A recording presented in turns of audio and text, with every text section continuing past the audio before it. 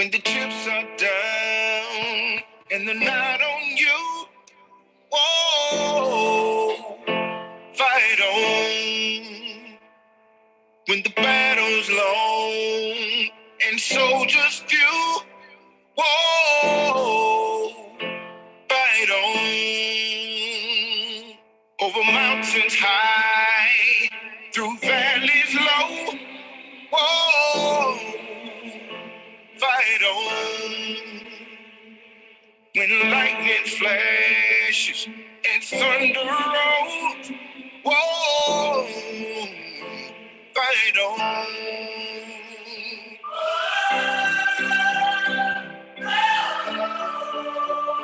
Stay strong,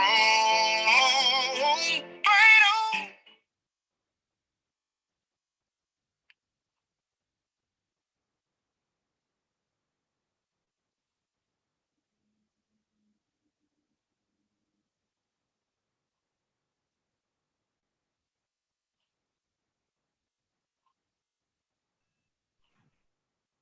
When the chips are down and they're not on you.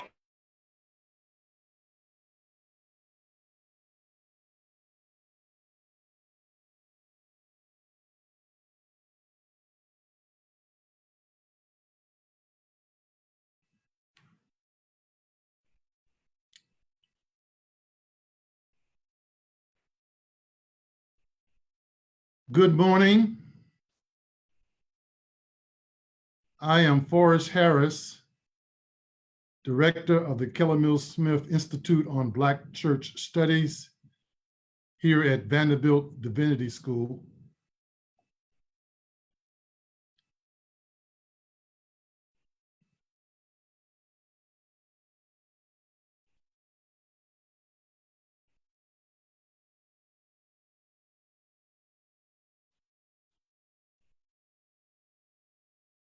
Freedom now, I think, has to be the goal of anybody who is sincere.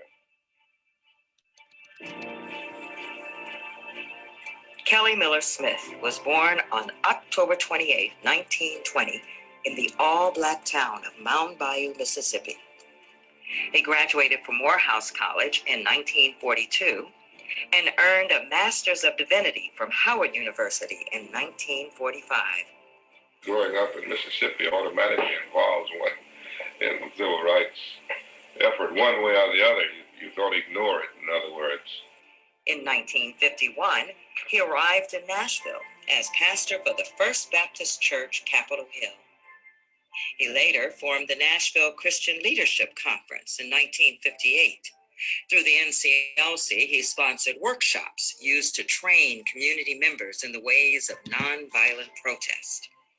He worked with prominent pastors and Christian leaders in and around Nashville, including James Lawson, Metz Rollins, Joseph E. Lowry, and John Lewis, to name a few.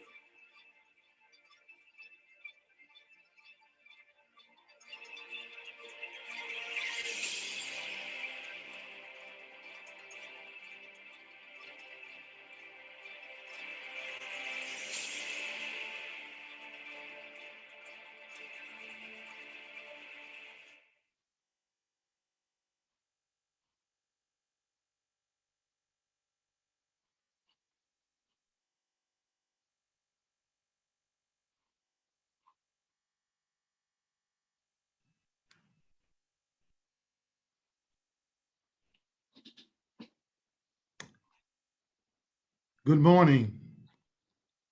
I am Forrest Harris. I direct the Keller Mills Smith Institute on Black Church Studies at Vanderbilt Divinity School for the past 30 years. I'm so pleased to invite you to this day-long symposium celebrating the 100th anniversary of Kelly Miller Smith Sr. Black religious leadership is a unique phenomenon in the history of the Black church, Black community, and in the nation's ecumenical religious landscape.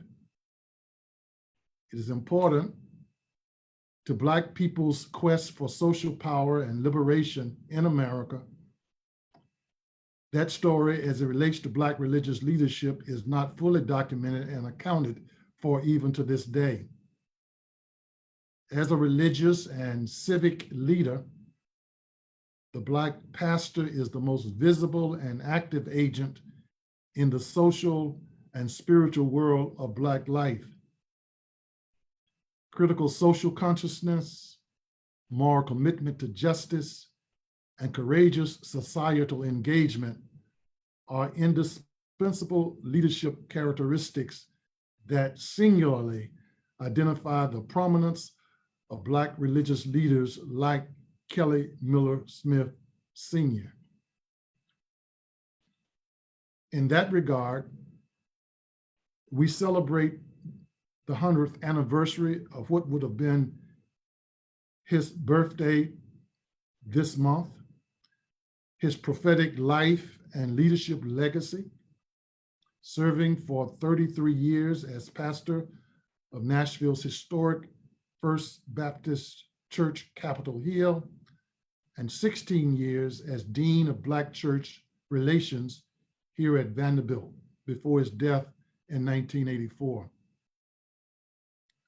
I was privileged to be a student of Dr. Smith and honored that Providence would have it that I would follow him directing the first institute named in his honor at Vanderbilt to perpetuate his prophetic legacy and professional leadership in the Black church. We honor him today in this symposium with the understanding that the activism then and the activism that is needed now, that his life provides us a roadmap for equipping a new generation of leaders.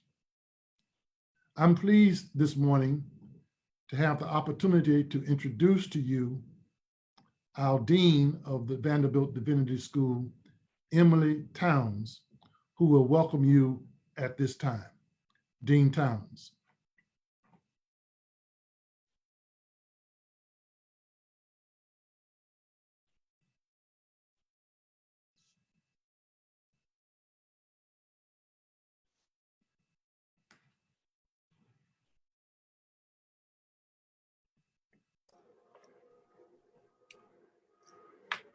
Good morning.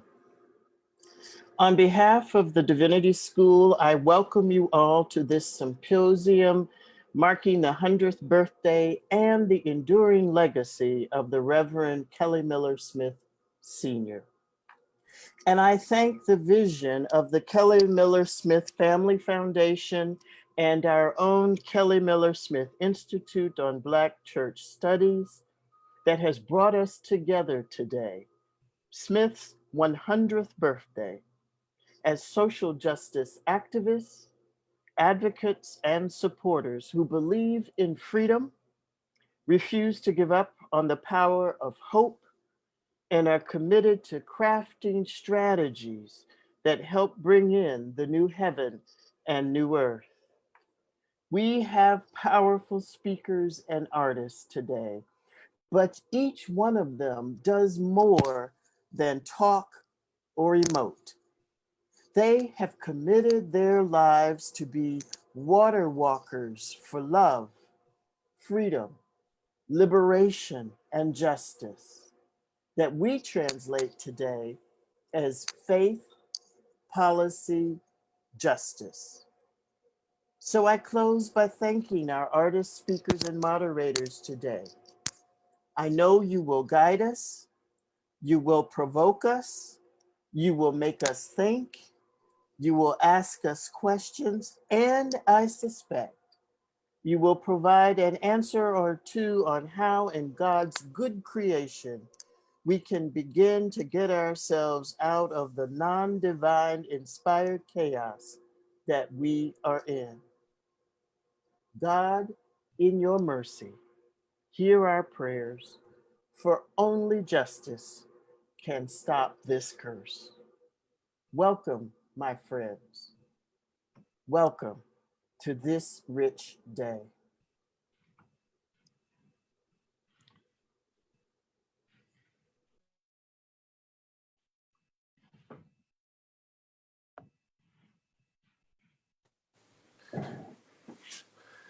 Let me say good morning to everyone. My name is Kelly Miller Smith Jr., and I am grateful to God to have the opportunity to come and share with you on today. Today, as has been stated already, is the day in which we commemorate and celebrate the 100th birthday of my dad, Kelly Miller Smith Sr., and he would have been, as I stated, 100 years old on today. Today is his actual birthday. Several months ago, we began to have a conversation within our family of what would be the best way for us to commemorate his birthday, being the 100th year, because of also the relationship he had and the impact he had not only on the city of Nashville, but also on this nation and other parts of the world as well. We wrestled with several different ideas and several different concepts, and we went back and forth, and we talked about a lot of different things, and finally came up with the idea that maybe it would be best that we can help to perpetuate the understanding of his life and his living and his legacy by doing this symposium and by sharing some of his concepts and some of the things that motivated him during the times in which he was very much engaged in the fights for justice. As we were talking, though, there were some, particularly those with the younger members of our family, said, well, we don't want it just to be a bunch of old people talking about what happened in the days that have gone by. And that they wanted to make sure that there was a bridge that connected not only what happened in the 60s, but also what's going on, what's happening today with the protests that we see, with the activities that are going on, and those who are standing in right places for justice even now. And that is how we came up with this whole theme of how we're going to approach this day: activism then and now, equipping for the road ahead. And we have three very specific foci for today, and that is with faith, policy, and justice.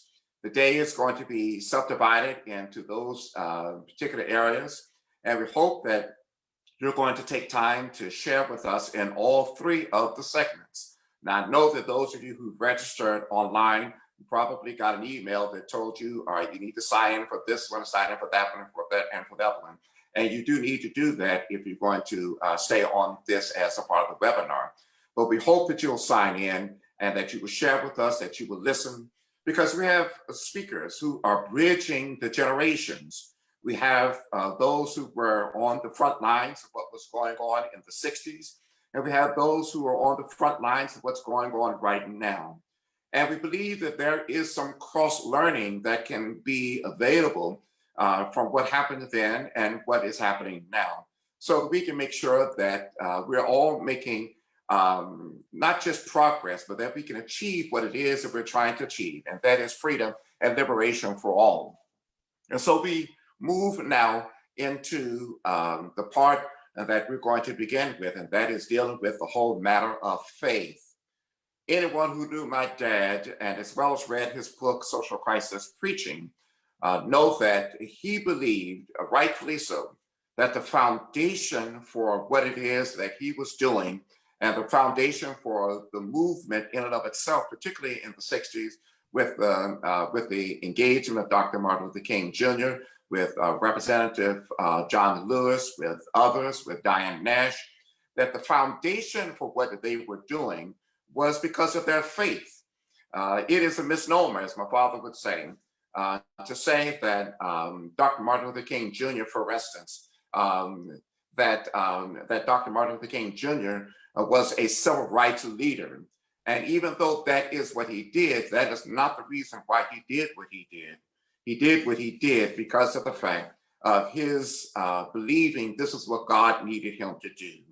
We have to be very careful sometimes when we feel that people are just motivated by the cause. And even though the causes are important, There has to be a different level of motivation so that we don't find ourselves being burned out, find ourselves having to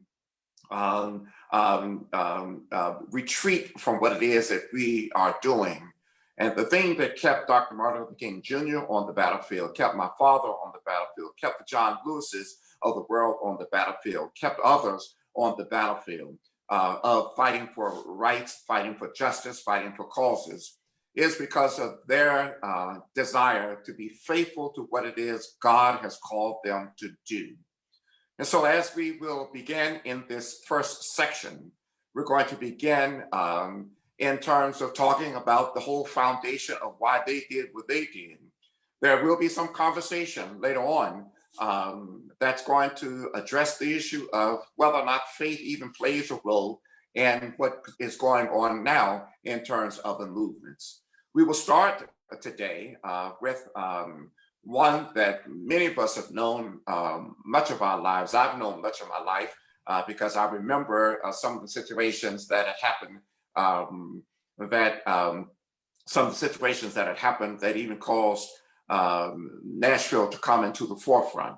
And that is, we're going to start with the Reverend James Lawson, who was the key trainer for those persons who were engaged in the student sit-ins of the 60s. He himself was arrested because of his willingness to train persons how to have nonviolent protests. And so when he was in the process of training, the police came into our church building, which was located at that time up on 8th in Charlotte. And at that time, they came and arrested him because he was teaching people how to address issues of injustices, teaching them how to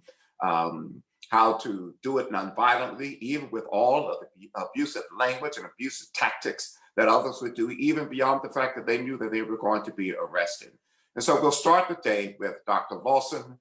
We will find ourselves going on from there to having conversations among a panel list of persons who cross generations, but also have been engaged and involved in the fight and in the struggle for justice and for rights, but speaking from the posture of faith. What is it that calls their faith what is it that their faith calls them to do and to be able to be about and to be engaged in such a way that would be helpful and resourceful for not only that generation, but also this generation today.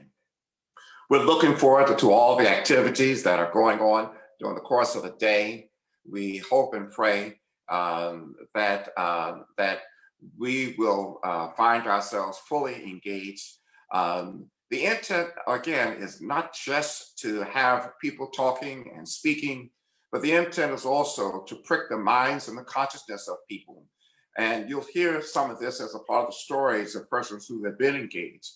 And you will hear them talk about the fact that, that even as they may have had other things on their agenda, their life agendas, other things that they may have wanted to do, other things that they may have needed or felt that they wanted to be a part of, but they felt this calling, this urging, this impetus for them to get engaged in movements and make these things their lifelong commitments and their lifelong engaged and lifelong kinds of experiences. And you'll hear that in the stories of the persons that are going through the rest of the day. We hope that you will share with us. We hope that things will go well in terms of our moving ahead. We know that we are in a season now, as Dean Towns had suggested in her comments, that we're in a season now where we have to speak out for justice, because if we don't speak out for it, we don't speak out against the inequalities that are going on, if we don't speak out for the things that are happening in the world around us, then who will speak out? Because we are not only a minority of this country, but we also have a minority voice in terms of the things that we're talking about today and how it is that we're going to find ourselves being more fully accepted and embraced by the society and the culture that we're living in. So we will find ourselves doing what we need to do and sharing in the ways that we need to share and having the energy, the zeal, and the desire to go forth and to be dedicated to the cause for justice. We have to vote. That's among the things that we have to do. We have to do other things that are going to speak truth to power. And we'll hear about this later on today. Again, we do thank you all for signing in and joining in with us today. We hope and pray that this will be beneficial to you, that you'll share this information with others. We're posting it on our Facebook pages. We're posting it in other places as well. And I hope that you will not only benefit from it for yourselves, but also be willing to share it with others. And perhaps this can be the kind of spark that will help those who want to speak out against injustices, who want to stand for that which is right, those who don't stand with some opinions and positions that are seem to be popular or seem to be running rampant in some places. And so we do thank you for that, and we hope that you'll enjoy the rest of the day as we shall share. The first segment, again, is dealing with faith, and we will ask that you will stay tuned. And if there are any problems, any technical issues or anything, that please let us know, and we'll do whatever we can to fix it. May God bless you.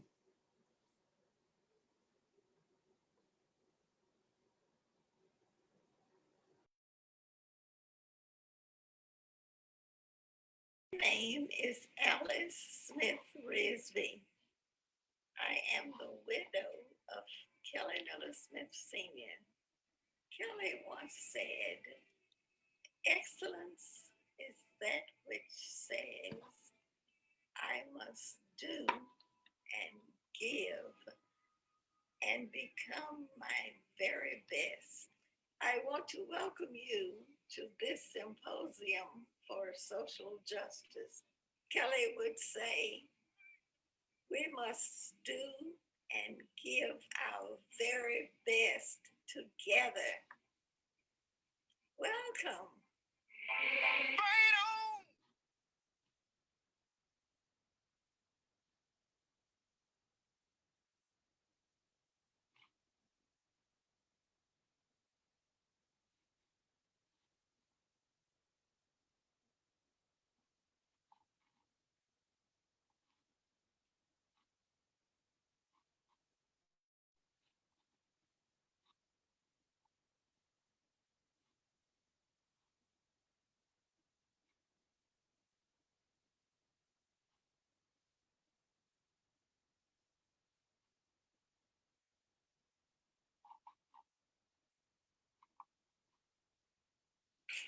My friends, as pastor of the Ebenezer Baptist Church, spiritual home of Martin Luther King Jr., I want to join you in celebrating the life and the legacy of Kelly Miller Smith. Indeed, one of the great preachers and prophets coming out of the Black church tradition in the 20th century. Dr. King is often talked about as if he were some heroic genius who sprang ex nihilo, out of nothing and out of nowhere. The truth is, for all of his genius, he was a part of a grand and noble Christian tradition. Kelly Miller Smith, too, is a product of that tradition. I'm talking about the religion of the slaves, those who weren't simply converted to Christianity, but converted Christianity itself. It was a religion born in the brush arbors of Georgia and Mississippi and Alabama. Howard Thurman, another great Morehouse man, said, by some amazing but vastly creative spirituality, the slave undertook the redemption of a religion that the master had profaned in his midst. In other words, they gave us the Bible and pointed to Ephesians, slaves, obey your masters. We took the Bible and discovered Exodus, where God told Moses to tell Pharaoh to let my people go. They gave us scraps and we made soul food. They gave us the blues and we made music. Kelly Miller Smith, one of God's great trombones, is a part of that amazing spiritual tradition. It is a religion born of suffering, a moral audacity that transcended human station. And with that audacity, he attended Morehouse College, part of a grand tradition that recalls the names of Martin Luther King Jr., Mordecai Wyatt Johnson, Howard Thurman, Benjamin Elijah Mays, so many others. And with that faith, that religion of resistance, the coupling of faith and freedom fighting, he took with him that spiritual power and moral audacity to Nashville. As a leader of the first church, he led that Christian body into coupling its Christian witness on Sunday to engagement against powers of domination Monday through Saturday. A founder of the NCLC, an affiliate of the SCLC, the Southern Christian Leadership Conference, the organization founded and led by Martin Luther King Jr. Later, with the emergence of something called Black theology, he would be a leader of the NCBC, the National Conference of Black Christians. Kelly Miller Smith represents the best of our faith tradition, giving witness to God's vision for this world, a world imbued with love and justice for all of God's children. I join you in celebrating his 100th birthday.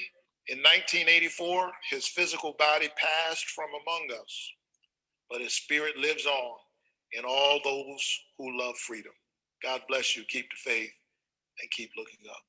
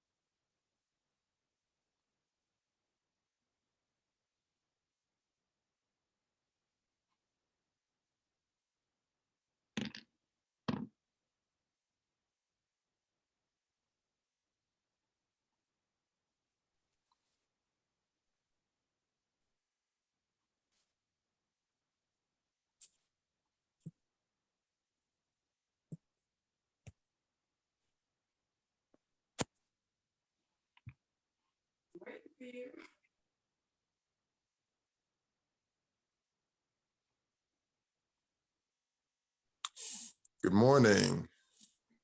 I'm so grateful to join this morning from my studio where I've been working on a portrait of Kelly Miller Smith, and just really grateful for Vanderbilt for having me. I think Shatika might show you a little bit of the process of that piece that I started a couple of days ago and that hopefully I'll finish here today.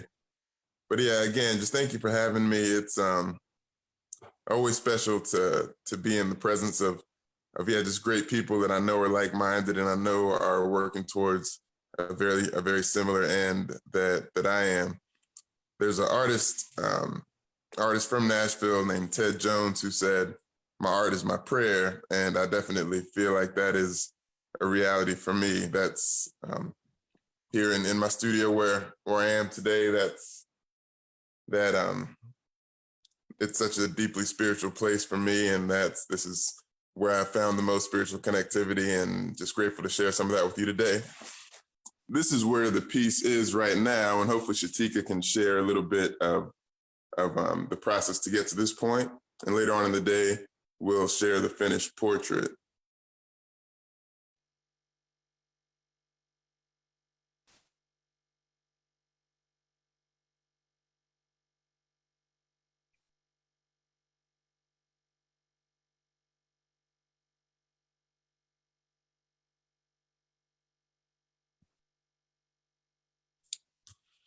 And again, that kind of started with the process of doing some sketching and brainstorming. We'll give you some close-up shots of how that connects to activism years ago, and how activism has turned into something different, but also really similar today. So yeah, I'm looking forward to working on that today and keeping posted on the progress. Thank you all so much.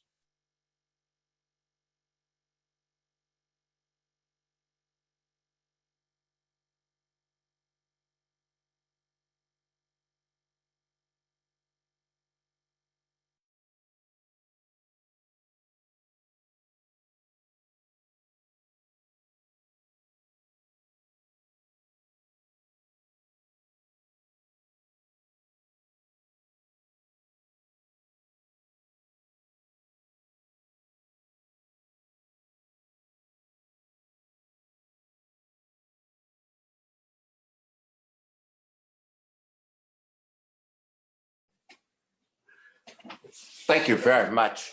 We're having a little technical difficulty in terms of getting Dr. Lawson on the line, and we're looking forward to his sharing with us at this time. Again, there are many things that we'll be covering and addressing during the course of the day.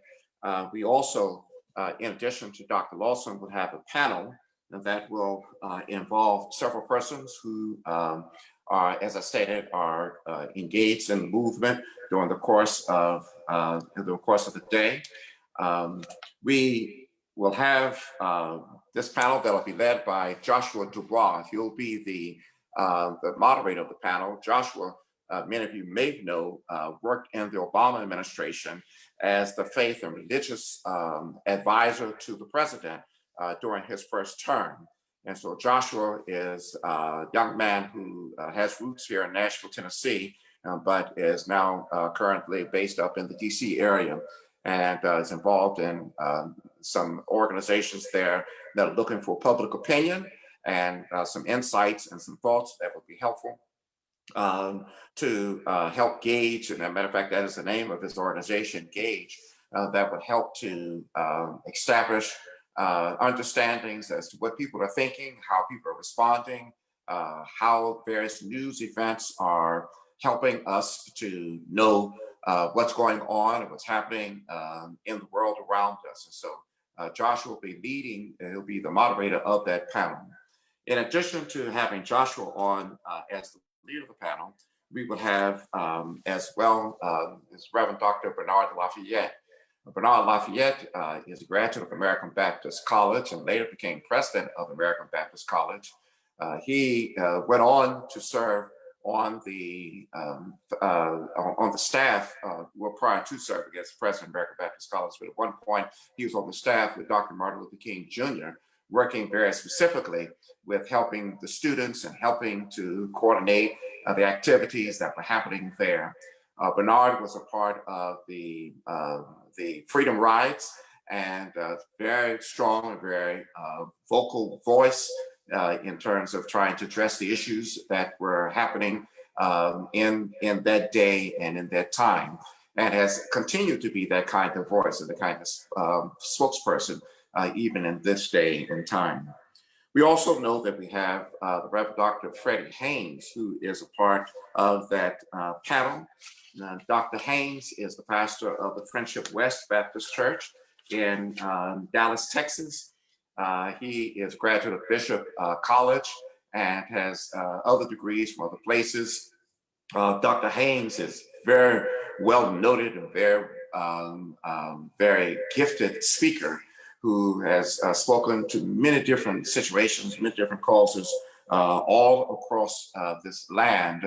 I'm grateful to also count him as a friend because of his involvement, his work in this place. And so you're going to be really excited about hearing his input and his insight, particularly as he continues to address the issues of social justice. We also have on the panel Reverend Traci Blackmon, who is the Associate General Minister of Justice and Local Church Ministries of the United Church of Christ, as well as being the senior pastor of the King United Church of Christ in St. Louis, Missouri area. She has been very much engaged in the conversation and involved in helping to promote the understandings of what is necessary in terms of social justice, in terms of the things that are important for us to be engaged in, and the conversations we need to have.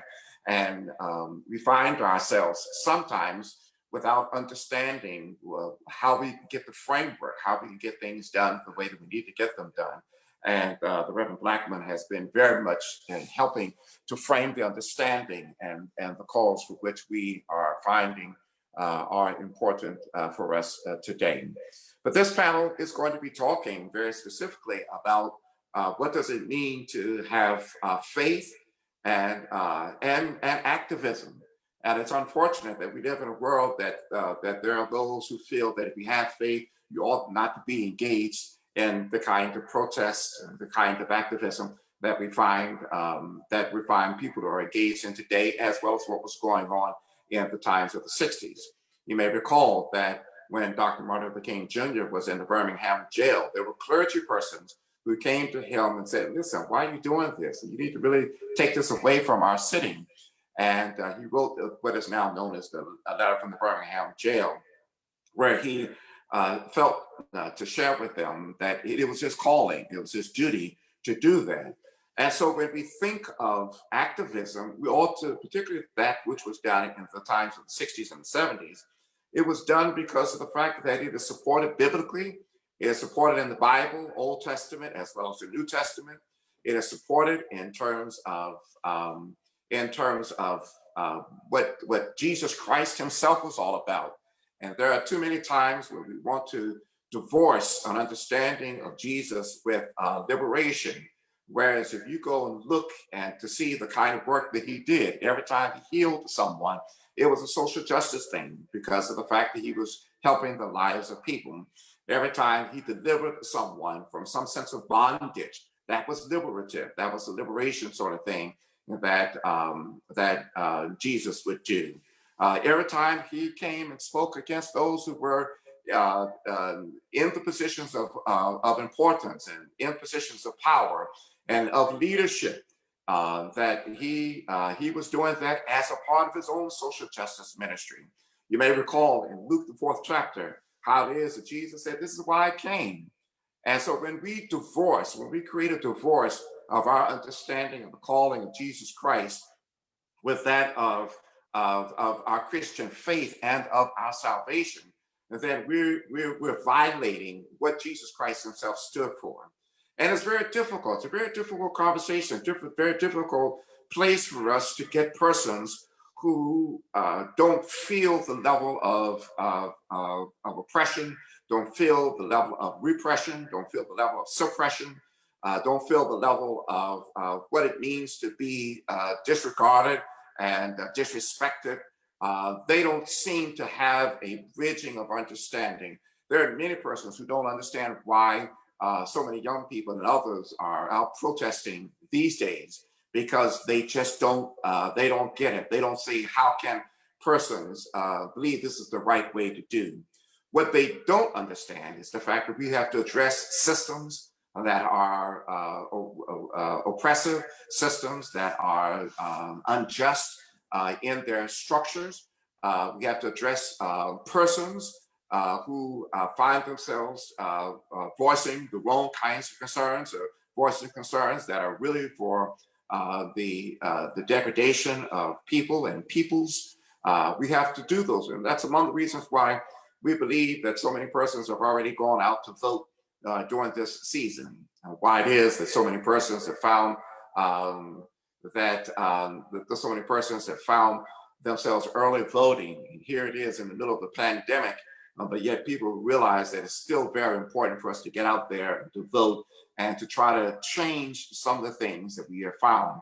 I think among the things that we've discovered over the past 4 years is the fact that what happens if we don't do what it is that we need to do, if we don't make the voices that we need to make the voice in the places where we need to have our voices heard, and where we don't find ourselves engaged in addressing the issues of things, what we call civil rights, but social justice and other kinds of, where we don't do that, which is what happened 4 years ago, and that we find ourselves in a position where we're not being respected, where you can have a person who does not have a respect for the regards of people, of gender, of race, of other nationalities, who still had the power to elect to appoint 3 persons to the Supreme Court, which is going to not only alter what happened during these 4 years, and regardless of what happens in the election next Tuesday, but what's going to also happen over the course of decades, because of the fact that we did not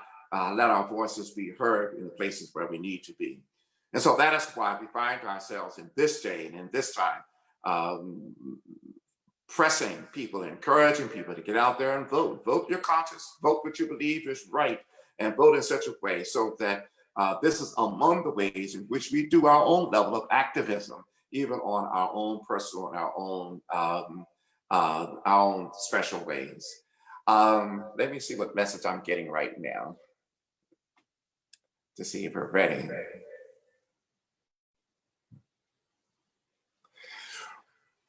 We are still having some technical difficulties, and as soon as we get that straightened out, then we're going to, then we'll continue on with it. And in a few moments, we'll have an opportunity to hear what else is going on. But it is important for us to make sure that we are doing our own. Activism does not mean that we are going to all march in the streets, because some people feel that is not what you're called to do. There are those who also feel that activism doesn't mean that you're going to have to align yourself with a certain political parties. That is not what it means either. But activism means to make a difference in the place where you are, to try to make a better life for all persons, regardless of what their ethnicity may be, what their gender may be, what their sexual orientation may be. Regardless of what it may be, we find ourselves being engaged in those sort of things. Okay, we're going to move on, and we'll have to come back perhaps to Dr. Lawson, and we're going to go on with our panel, and we actually stay tuned, okay?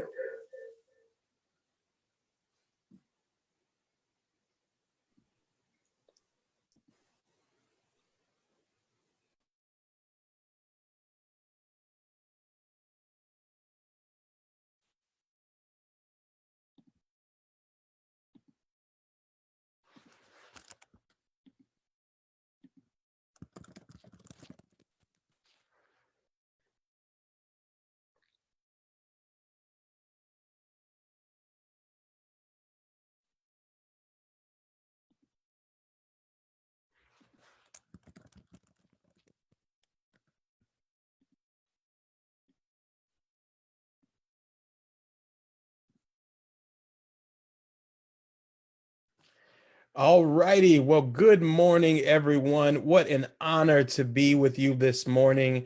Reverend Smith, thank you for setting us up so well, and a happy heavenly birthday to the Reverend Kelly Miller Smith Sr. I know that he is in a heavenly place, proud and mindful and encouraged by all that is occurring.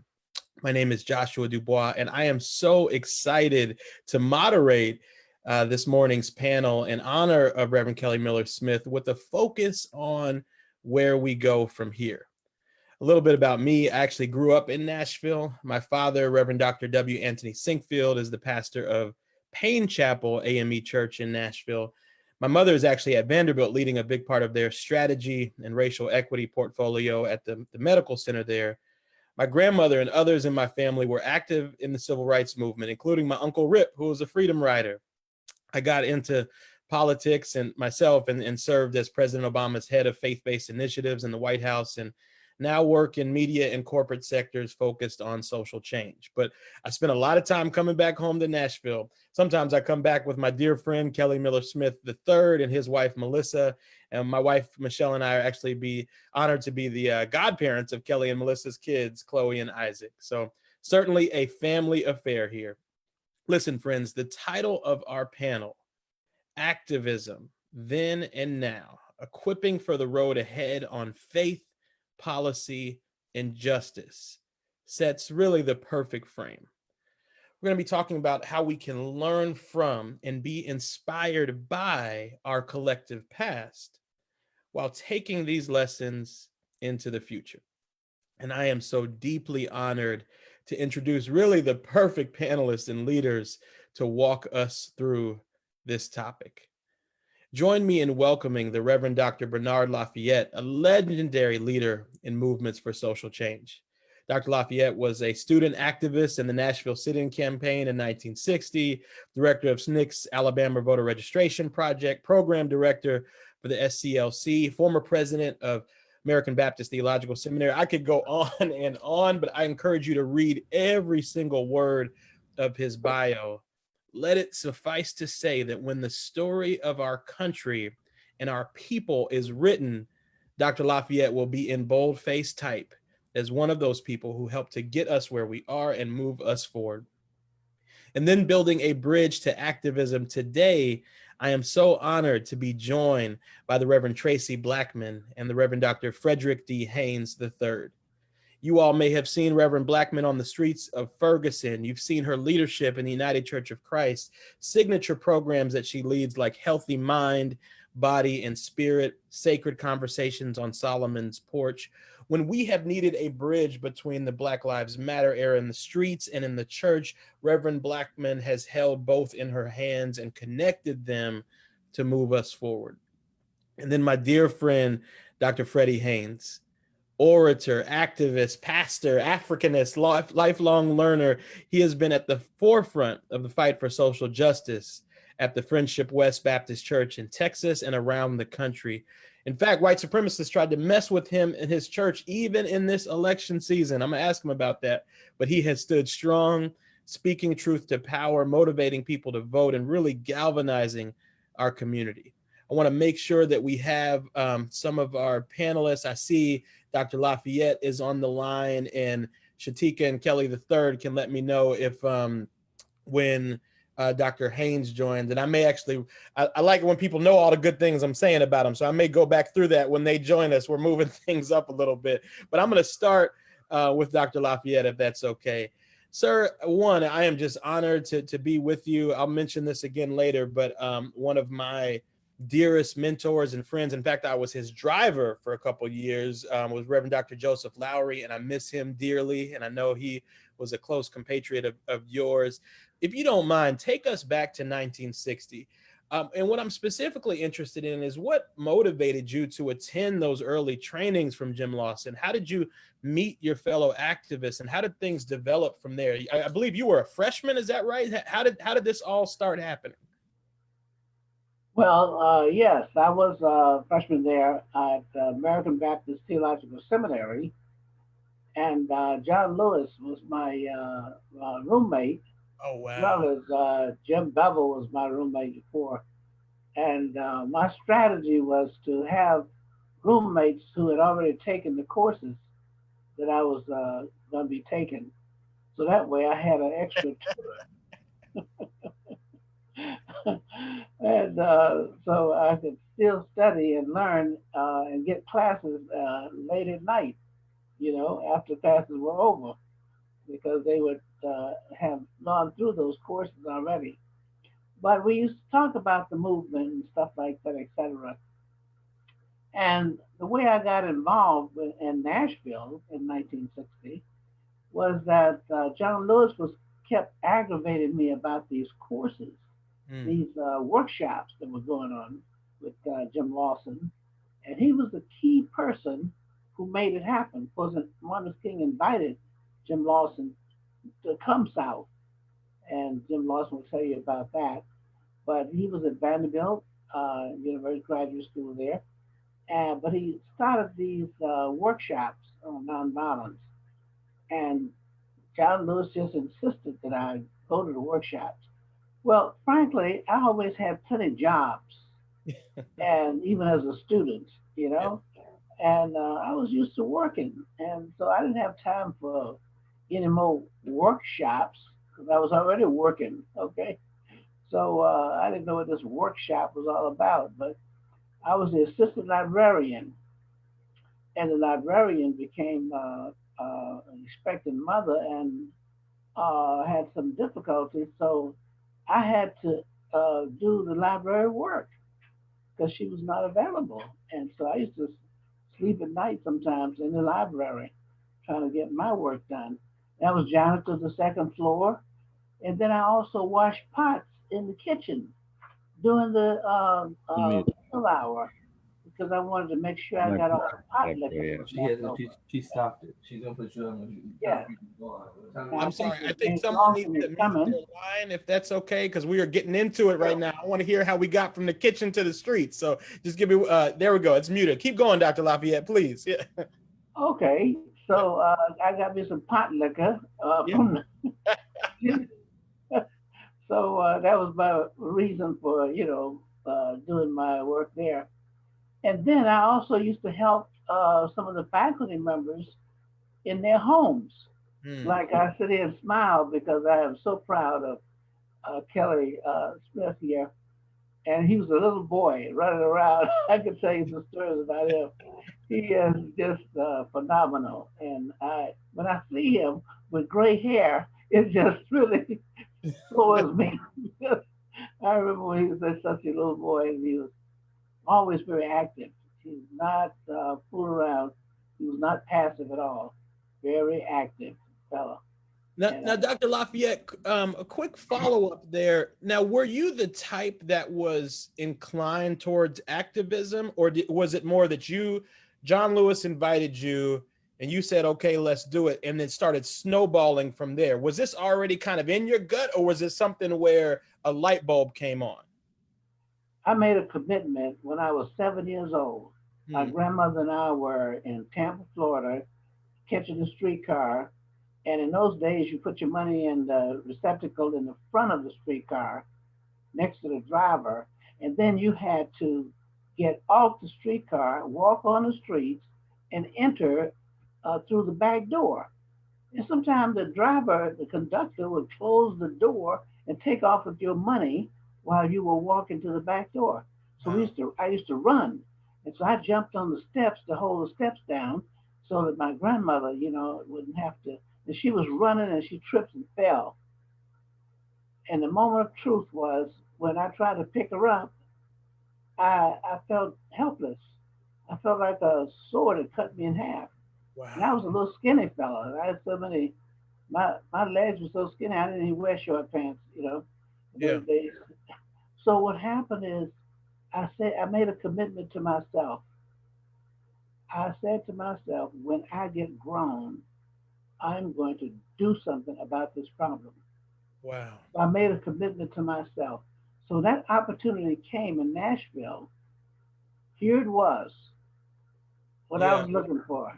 Now, and Doc, and I believe we have Reverend Traci Blackmon on the line. Thank you so much. I know we're moving things around a little bit, but we so appreciate you. And I'm going to come to Reverend Blackmon, and I think Dr. Freddie Haynes is joining in a moment as well. But such an amazing opportunity to speak to Dr. Lafayette. Now, when did things shift from the workshops and the training to, okay, we're going to get this movement started? We're gonna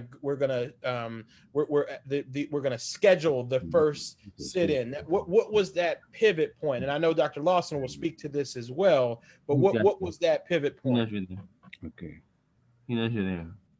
Yes. Well,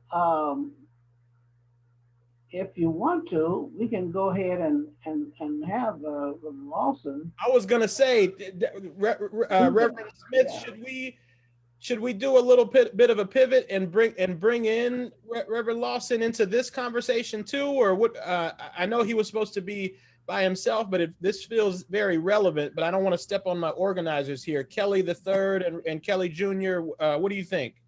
Okay. Why don't we do this? Particularly since Dr. Lawson is on the line now, and Reverend Blackmon, if you don't mind, and Dr. Lafayette, if you don't mind. And let's go on and at least allow for Dr. Lawson to share what he wants to share in terms of his own conversation, and then we can engage the 3 or 4 of you in the panel shortly thereafter. Okay, is that okay with you? Thanks. Thanks. Absolutely. Okay, Dr. Lawson, thank you. We look forward to hearing from you. Yes.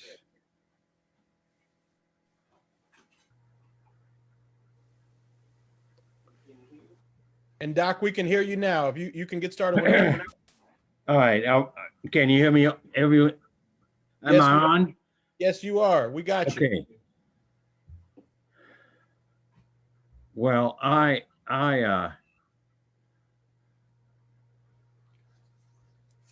not sure what how far along you've gotten. Well, Doc, and just so you know, we're at the beginning of the story, and Dr. Lafayette, we were moving to the panel that's going to come after you, but well, okay, very beginning. So I don't know. I don't think the beginning of the story is known because I don't see it in any books. Yeah. See, because a critical issue in the United States is the fact that history gets revised and rewritten or written poorly and even wrongly in so many different ways, because so many people participate and so many media people are around, and the media thinks that it's the beginning of the history, writing of the history, and it often is wrong. And I don't know if there's been any period in United States history has been so badly maligned and misunderstood as what we call the civil rights movement of the 20th century. And the story of Nashville, I've seen so many pieces of the story of Nashville, and it's all revised history. It's not true at all. Kelly Moore Smith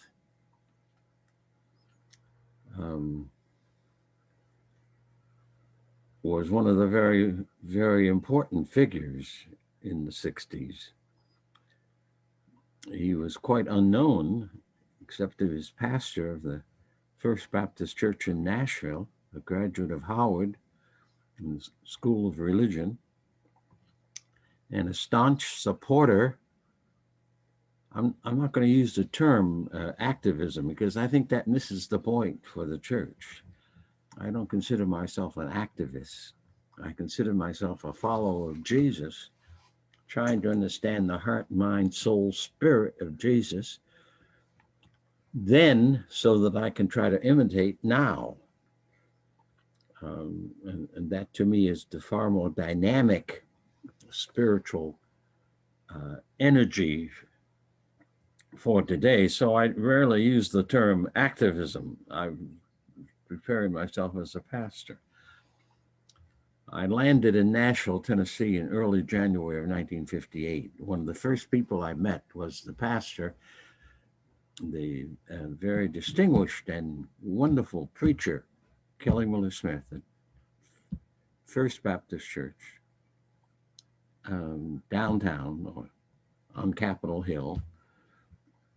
And Kelly and I immediately took up arms together. He had just formed and organized the Nashville Christian Leadership Council, which was affiliated it with the Southern Christian Leadership Conference, which had just organized also in 57. February and August of 57 were the two major meetings that Dr. King called. Kelly became the chaplain for SCLC, and Andrew White and Kelly Miller and a number of others then organized the Nashville affiliate of SCLC. So the Nashville affiliate was one of the very first affiliates of SCLC committed to redeeming the soul of America. Kelly, in the School of Religion, had a course with William Stewart Nelson, who had visited with Gandhi in 1936. I think it was 36. It may have been 37 or 38. And so Kelly had a course on Gandhian nonviolence while in the School of Religion at Howard. So he was profoundly excited. I'm imagining this because I didn't know him at the time, December 1st, 1955, but like I was, I am sure he was overwhelmingly astonished by the breakout of the bus boycott of 1955 in Montgomery, Alabama, and with the emergence of Martin King, as the minutes of that meeting in Montgomery called him an advocate, or the advocate for the bus boycott. He was clearly also became, of course, what we know as the president. So I met Kelly in January of 58 as I began my work of traveling around many of the spots in southeastern part of the country for the Fellowship of Reconciliation. Brother Smith immediately appointed me the nonviolent action person for the executive committee of the Nashville Christian Leadership Council, which meant I went to the meetings monthly, but I was also traveling full time from Little Rock and Dallas to St. Augustine, Florida, to Raleigh, to Charlottesville, to Huntsville, to Jackson, Mississippi, to Baton Rouge. So I was traveling wherever there was excitement about struggle and getting started. And as I traveled in connecting the Montgomery bus boycott, which had ended in 57, January of 57, to nonviolent struggle and to Gandhi and to tactics of nonviolence, the sit-in, the strike, the march, the mass meeting, the communicating your role through dramatic action, communicating your agenda and your demand for change through direct action, which was a way of trying to dramatize the fact that you knew that injustice was occurring and that the injustice had to end. So by August, September, I recognized that if there was to be a second major campaign, it would have to be done where I lived in Nashville. So I carried that message to Kelly Miller Smith and the SCL and the Nashville Christian Leadership Council. And in the fall, around October, November, I gave my finding in the executive committee, and we decided then we would do a campaign of nonviolence in Nashville that would begin in January of 1959. Now that's the history of how things got started in Nashville, though it's a very short, brief history, because I do not know all of the ins and outs of Brother Smith's thinking and movements around Nashville. So we made the decision in Nashville. Kelly Miller was our chair of our SCLC affiliate. And I was, of course, appointed as the person planning it and creating it, because I had spent by that time 10 years of study of nonviolence in Africa, in Asia, especially in India and Gandhi. In the United States, the term nonviolence was not used. It represented the intervention in the early 20th century of Mohandas K. Gandhi of India, a lawyer who's seen the racism and the oppression heaped upon Indian immigrants in South Africa, where he was hired by a Muslim corporation, determined to resist. But he determined that he was not going to resist like the wrong that he experienced and saw. So it's important to recognize that Gandhi upheld a deep religious conviction from the ancient world that you cannot overcome evil with evil. You can only stop evil or dissolve evil or transform evil with good. You cannot correct a wrong with a wrong. You cannot battle hatred with hatred. An eye for an eye and a tooth for a tooth only works, as Gandhi and Jesus and others said, it will only work to make everyone blind and everyone toothless, which is why our Bible challenges the ancient ethical principle of eye for an eye.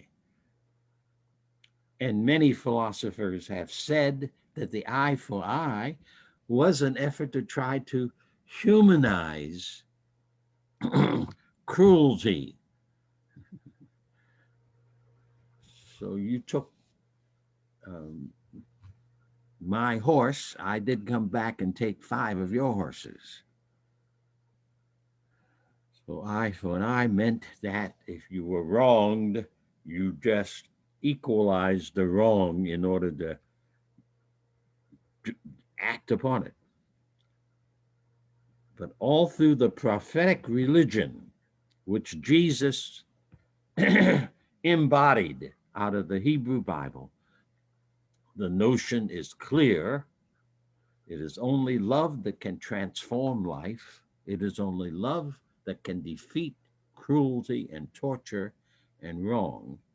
It is only a goodness that comes out of the soul that can transform and defeat evil. Now, you know yourselves the places in the scriptures where this is clearly delineated, but the human race and Christianity, except for a small minority from the time of Jesus, never really made that a major major teaching of the church and of Christianity. So this Nashville Christian Leadership Council began by saying we will have a nonviolent campaign to desegregate downtown Nashville. This is technically extremely important.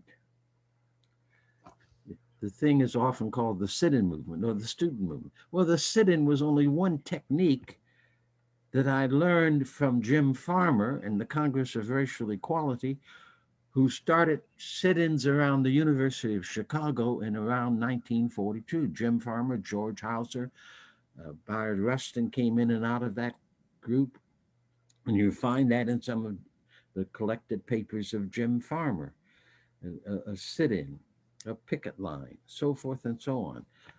So I planned, therefore, the campaign to do thorough preparation, select the target is what we did first, and then work on developing the strategy. So for 6 months in 1959, we gathered weekly at different churches around Nashville talking about what are the problems that haunt and perplex and hurt Black people, the Negro, in Nashville. This is the first Gandhian step. And I called that first step focus. Gandhi said, investigate. In other words, examine the scene so that you know what the issues are and the issue where you're going to begin. So focus. In 6 months' time, we did a laundry list of all the issues that we could imagine, 30 to 60 people at different times, Saturday morning, weekly. And by May, we had, by April rather, March or April, we had finished the laundry list. And then we went back over the laundry list to decide where do we begin in Nashville. And the overwhelming consensus was by May or June was that we should start a desegregation of downtown Nashville. And we said specifically downtown Nashville. So the issue was not a cute little student episode like a panty raid, which some newspaper people called it. It was a determined decision by folk of a few of the churches and maybe a number of people out of the community. I do not remember, and I don't know if there's any record of who all attended these meetings. We will desegregate downtown Nashville using nonviolence. So in the summer, we tried to work on perfecting the plan, which I led and all. We decided we would begin in September with a workshop, a weekly workshop to talk about nonviolence and the campaign. Pastor Smith invited John Lewis. John Lewis, I understand, invited Bernard Lafayette and Jim Bevel and Julian Scruggs and Paul Brooks and a number of other people. I invited Curtis Murphy, who invited others. Curtis Murphy was a student at Tennessee State. I invited Paul Laprade, who was an exchange student at Fisk. Paul Laprade invited Diane Nash. So this is how the process went. I don't know who Andrew White invited. I don't know who some of the other people, Janetta Hayes invited from our executive committee. But anyway, we began. So the workshop was a deliberate effort. I had never done it before. None of us had ever done it before. So I planned the workshops and I rehearsed basically what I had learned from nonviolence. I rooted it in scripture. After all, the slaves sang, "Go down, Moses. Oh, Mary, don't you weep, don't you mourn. Pharaoh's army got drowned." If you look at the liturgy of the Negro spiritual, which apparently the slaves composed, and which the slaves composed because forcing them to sing wherever they were on the plantation was a way for the master and the overseers to know where the slaves were at any given moment. Now that's according to the memoirs of Frederick Douglass, that they were forced to sing. So that this music, they were not allowed to sing in an African language. They had to sing in English, and they had to sing out of what little knowledge they may have had of Christianity. They were not allowed to sing out of whatever religion they came back. And remember, many of the slaves who were forced from Africa to the United States were teenagers and young people. They were people at the height of their physical abilities because it took all of that to cross the ocean in the Middle Passage. So I laid out Luke 4 as a way in which Jesus walked through an angry mob wanting to hurt him in the spirit of nonviolence. Though that word, as far as I know, is a word that comes out of the 20th century and out of Gandhian literature, Gandhi organizing. So we had some 4 months of lectures. I tried to lift up the African National Council, which had modeled itself in South Africa off of Gandhi. Albert Luthuli, who was the head of the African National Congress, received the Nobel Peace Prize my first year in college, 1947, I think it was.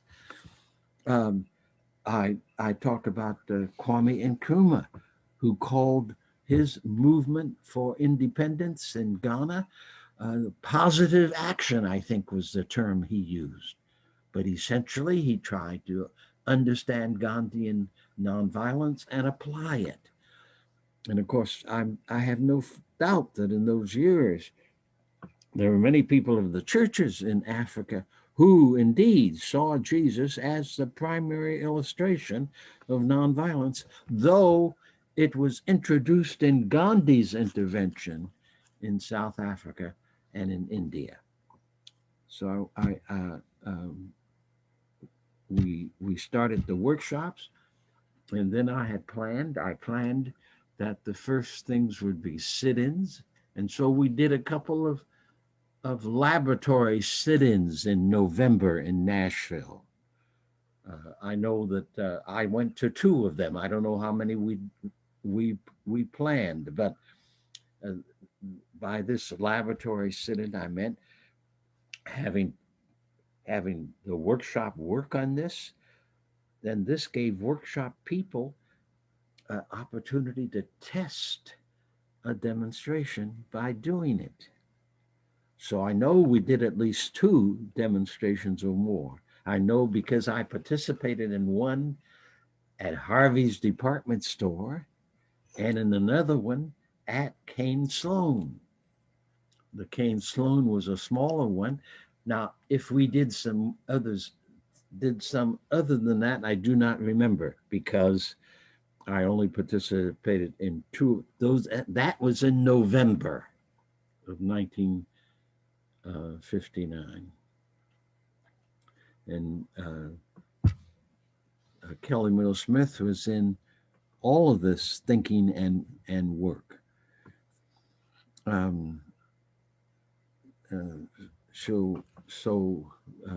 We recruited in the summer of 1959. We did the workshops in the fall.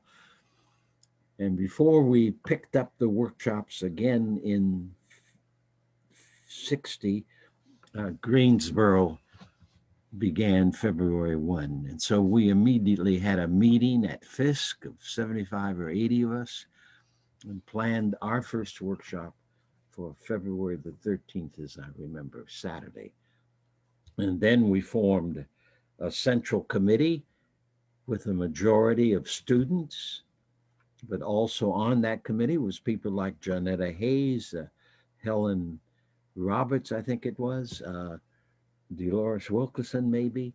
C.T. Vivian was at one time on it, as I recall. I, of course, was a sort of coordinator, agitator of it to make it happen and to give it leadership. I used it as a laboratory for action,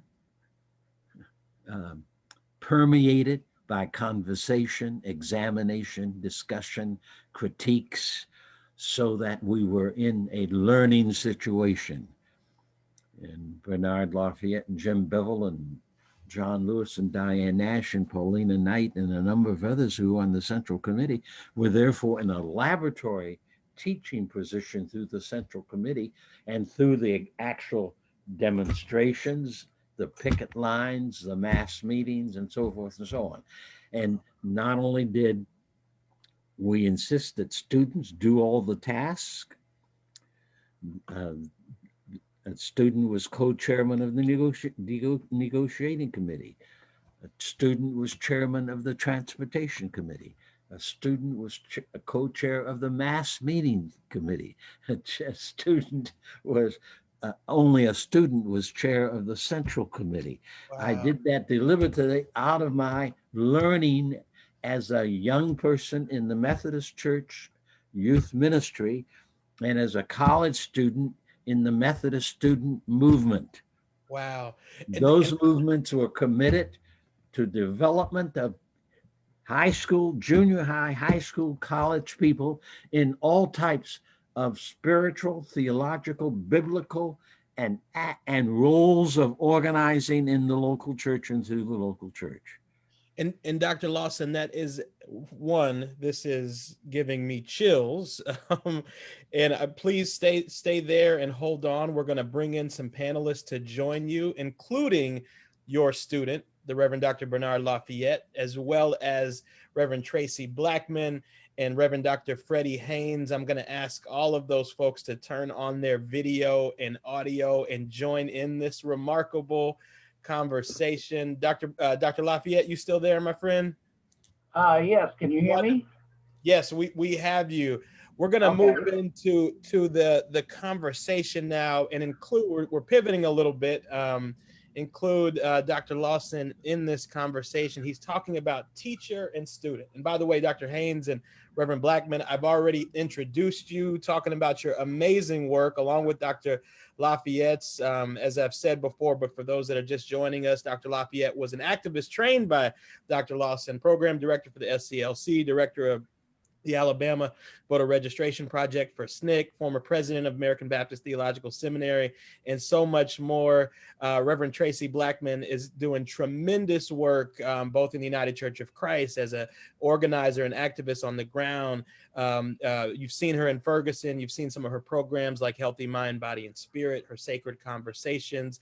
I've said, Reverend Blackmon, that I see you as sort of standing in this gap between Black Lives Matter activists in the streets, in the church, and really helping to promote that conversation and collaboration. And then Dr. Freddie Haynes, activist, orator, pastor, Africanist, lifelong learner, at the forefront of the fight for justice, both there in Dallas at Friendship West, but across the country. They're trying to mess with him, white supremacists in his parking lot, but they can't do anything about the work that he's doing. And I'm going to ask him about that as well. Let's get into the conversation, you all. And first with Dr. Lafayette and Dr. Lawson. Dr. Lafayette, what was it like to be taught and trained and empowered at that moment? You said that you were committed from age 7 when you had those experiences with your grandmother, but were you ready to take on the responsibility that Dr. Lawson just described? What got you? No, he was not.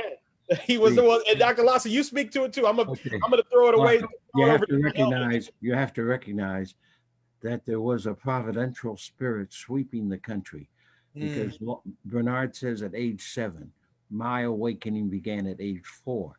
Wow. At age 4, Martin Luther King was singing in his neighborhood and at home, I want to be more and more like Jesus. Now, what did a 4-year-old know about singing, I want to be more and more like Jesus? This is in some of the early papers. The point I'm making is that a part of the foundation of our struggle in the 60s was the fact that any number of lay people and preachers knew as they were growing up that they were going to do something by the grace of God about the racism and Jim Crow law and segregation. I knew it. Kelly Miller, I suspect, knew it. I don't know, but people like Matthew McCullough from South Carolina. So I want to say that's why some church historians call the movement of the 20th century, which I date as 1953 through 1973. I date it. Yeah.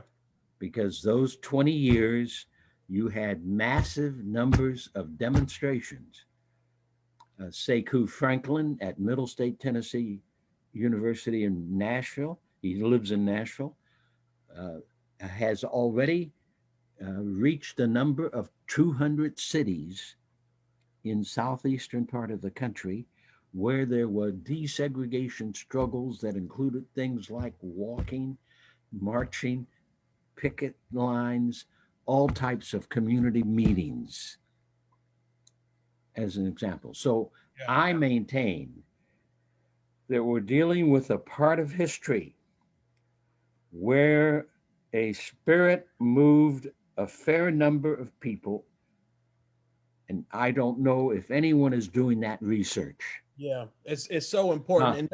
At the end of September of 1960, the Southern Regional Council, a Southwide organization started for human relations, for dealing with the issue of race or racism, reported that over 100 cities in the Southeast had by September of 1960 had downtown sit-ins and all.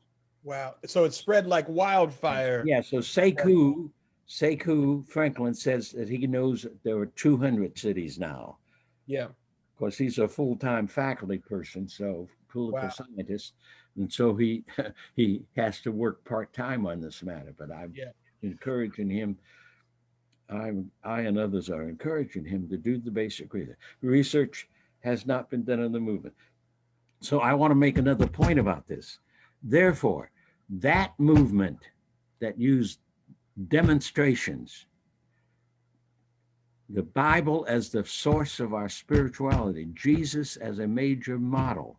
As Martin King said, Christ provided the spirit, Gandhi provided the methodology.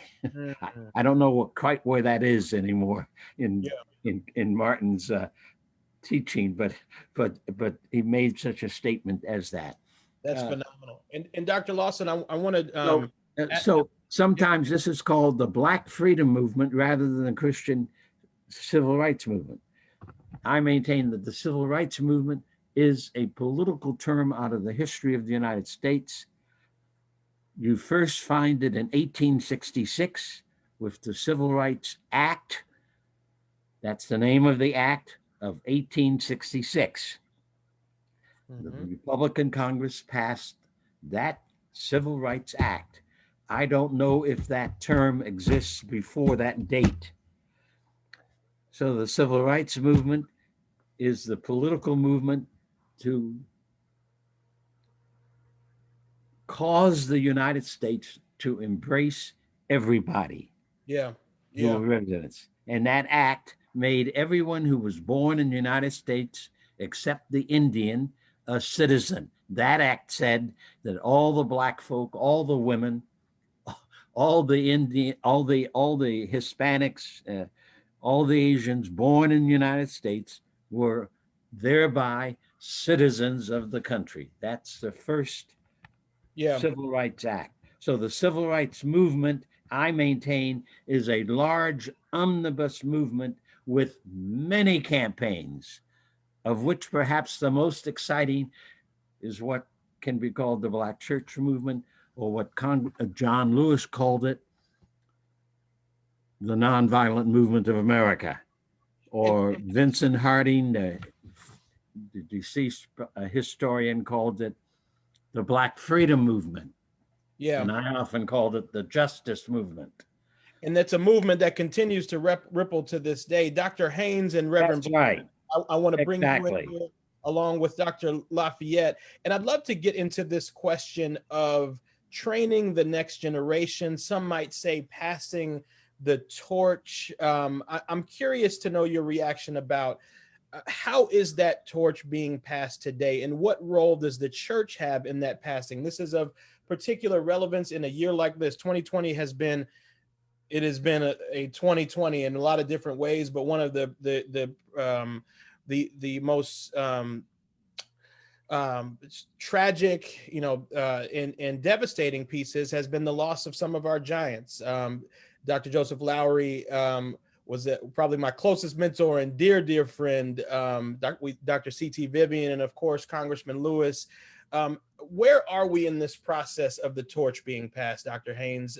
Is it going well? Is it not going well? What do we need to do? And what role does the church have to play in that? And I'd love for Reverend Blackmon to speak to that as well. Yeah, thank you so much, Joshua, for conducting this. This has been mesmerizing to listen to Dr. James Lawson. I have been just richly blessed. I'm so excited to hear from Dr. Bernard Lafayette, who I'm always blessed by. And of course, I'm just going to pave the way for the inimitable prophet without peer, Dr. Traci Blackmon, because I think that it is so essential in answering your question that we, in this context, as we lift up the legacy of the amazing, yet unsung Dr. Kelly Miller Smith, Dr. Kelly Miller Smith Sr., to have this kind of conference is one of the ways that we pass on knowledge from one generation to the next. I've learned so much just listening to Dr. Lawson, because one of the things that I'm hearing repeatedly is his insistence that what has been labeled the civil rights movement was in reality a Christian movement utilizing the methodology of Gandhi. And so I can even remix Gil Scott-Heron now and say the revolution is not going to be televised, but it will be theologized, because it has to do with our faith that causes us to work for justice, to work for freedom. And so just hearing that reminds me afresh that it is so essential that we continue to pass on the knowledge that a Dr. Jim Lawson has, a Bernard Lafayette has, because from my angle, there has been a breakage in some instances. And as a consequence, that breakage has reflected a disconnect theologically with the theology of a Jesus of Nazareth who sided with oppressed people, who spent his ministry ministering to the marginated. And yet that is not the theology that many in the generation after the quote unquote civil rights movement, the movement led by Dr. King and so many others, that theology was not taught in so many seminaries.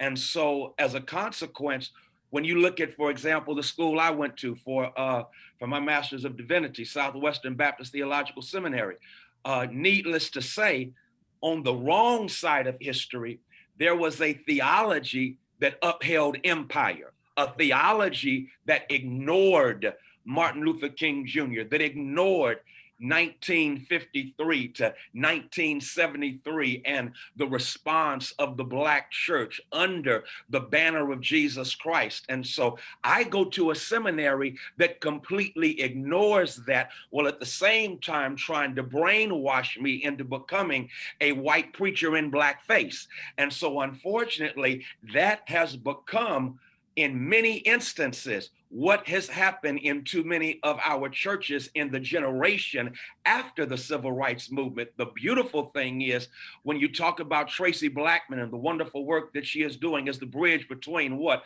The movement for Black lives and the Black church. Traci Blackmon represents that prophetic attempt to reunite in holy wedlock the Black church and the movement for Black lives. And so a few of us, and I'm real glad that God connected me with great mentors like Jeremiah Wright and so many others, Ivor Carruthers and so many others, who basically rescued me theologically from what I was getting at Southwestern Baptist Theological Seminary. And so I'm saying that we have had a disconnect. It's sad, but it's true. There has been a disconnect. But the beautiful thing is, right now, I sense a revival that is going on, a social justice renewal, revival that is going on. And a part of it has to do with the fact that we are catching up with what Jim Lawson said, and that is the revolution. It's going to be theologized, even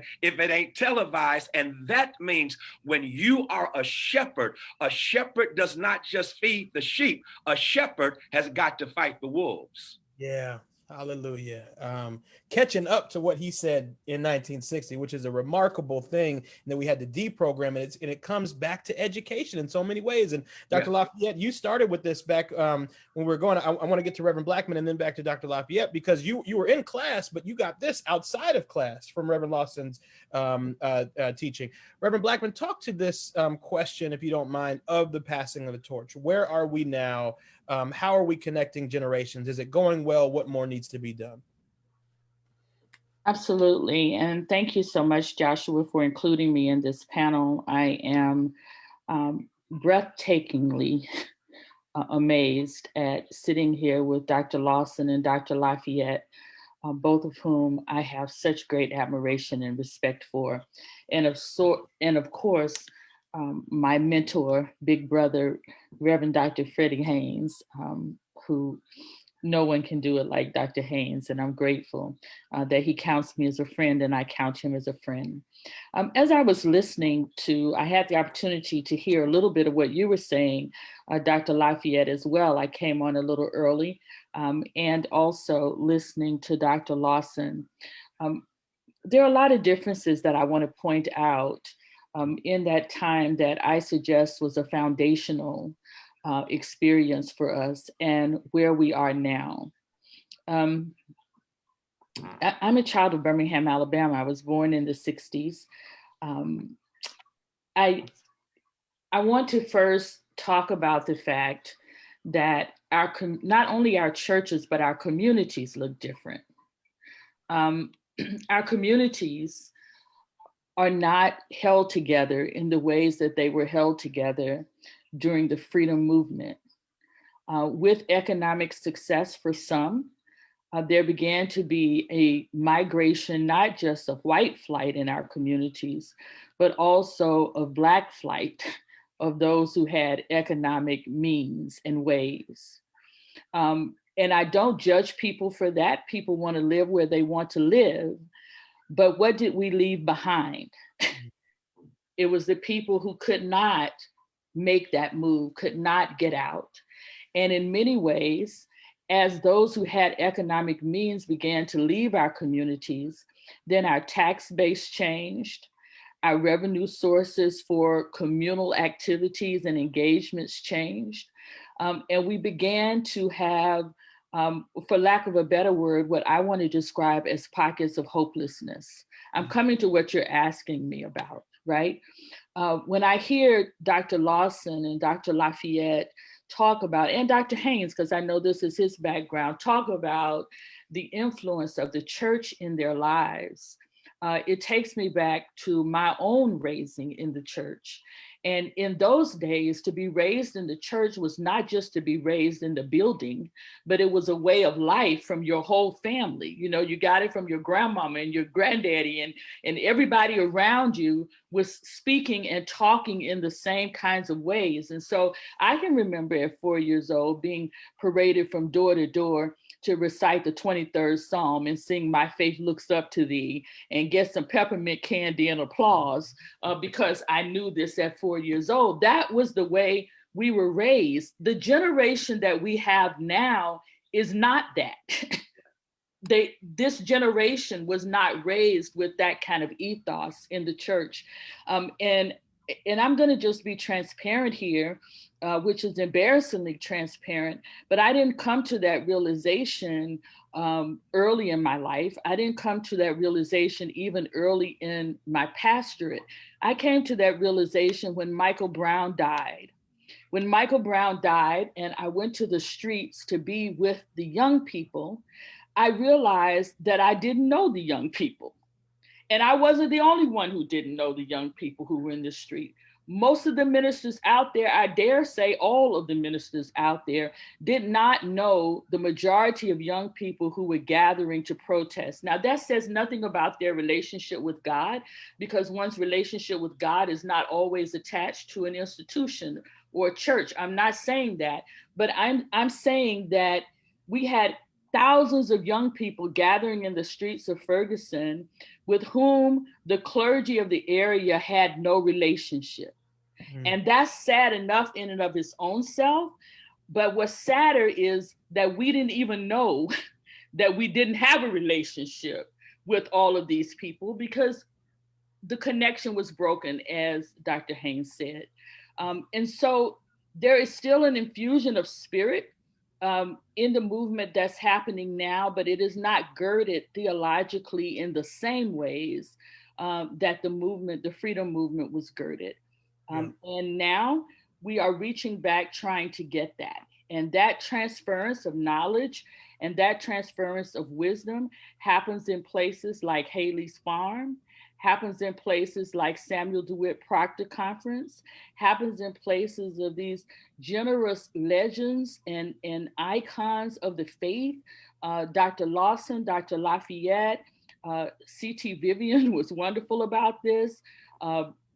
John Lewis was wonderful about this, who give freely of their time to tell us the truth about what has not been documented for all of us in print, or at least has not been read by all of us in print. They spend the time to explain to us the strength of the movement in ways that it has not been experienced necessarily in the streets, or at least articulated that way. So I'll stop there right now, but that's what's up for me as I listen to these stories.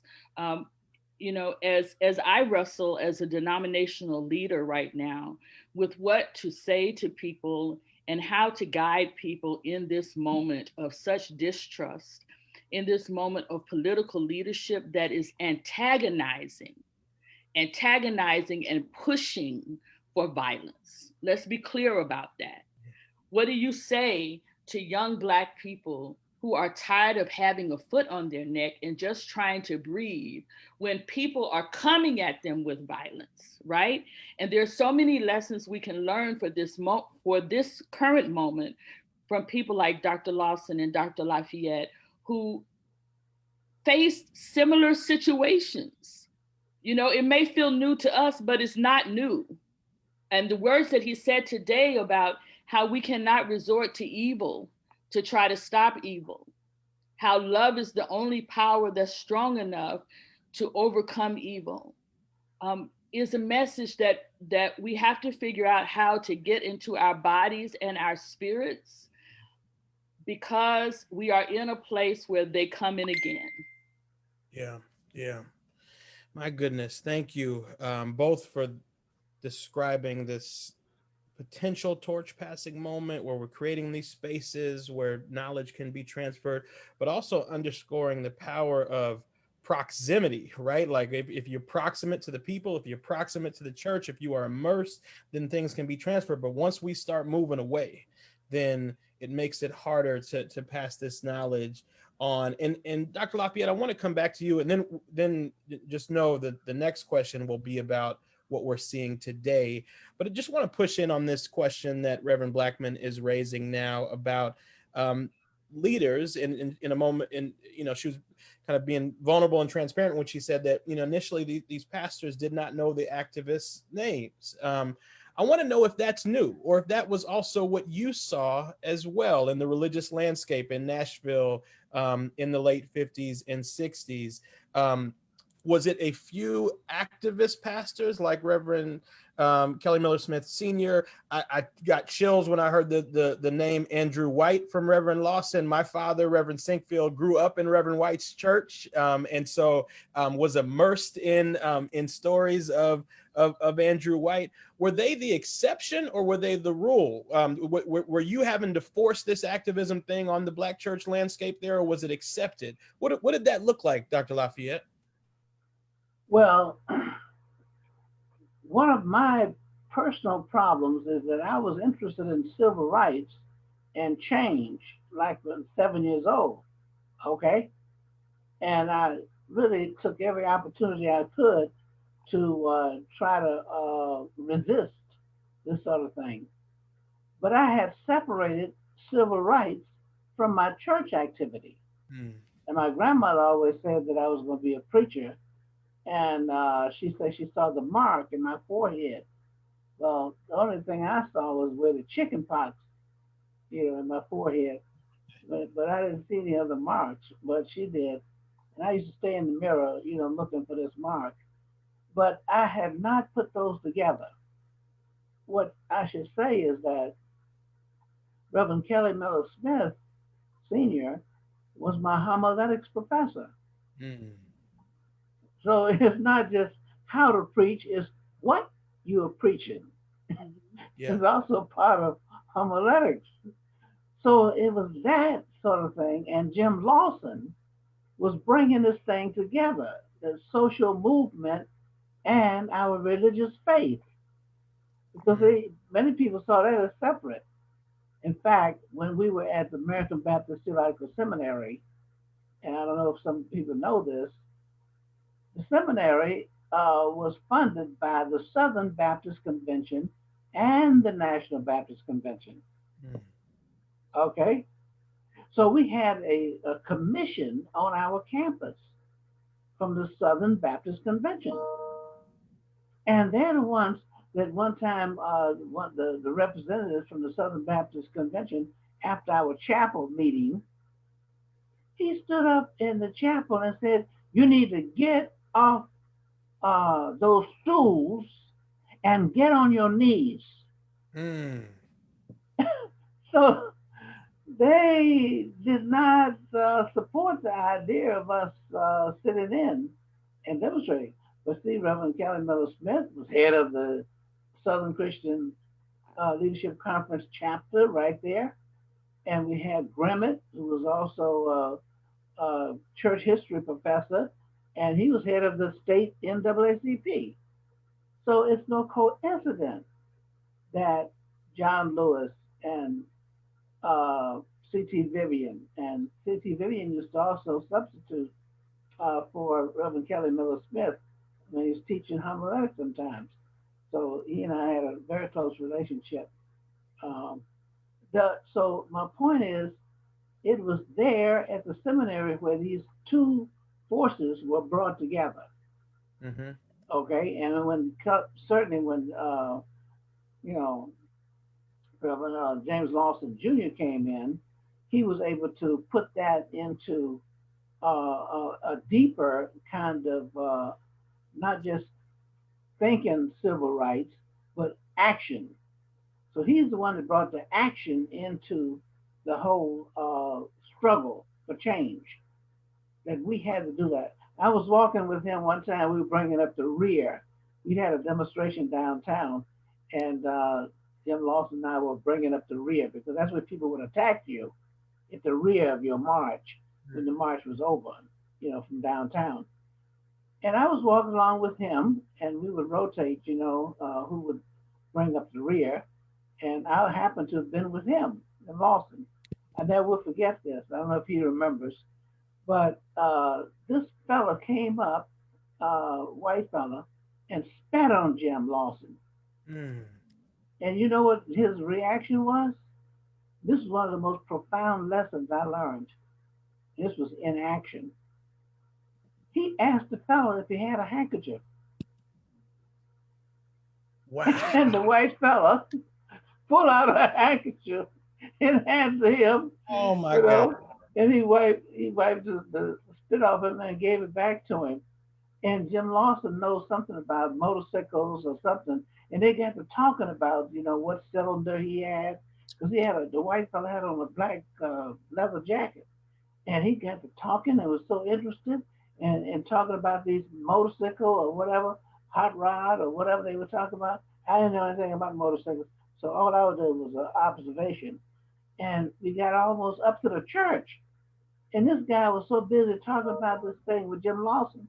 And he didn't realize the rest of his gang had left him. And he was still talking. And he looked up, and that was First Baptist Church. So that was the closest church downtown from blacks. So, and I remember his name because it was on his jacket, Danny. Mm. Okay. And he said, I got to go now. And I see, and so my point is, it's the way you choose to respond.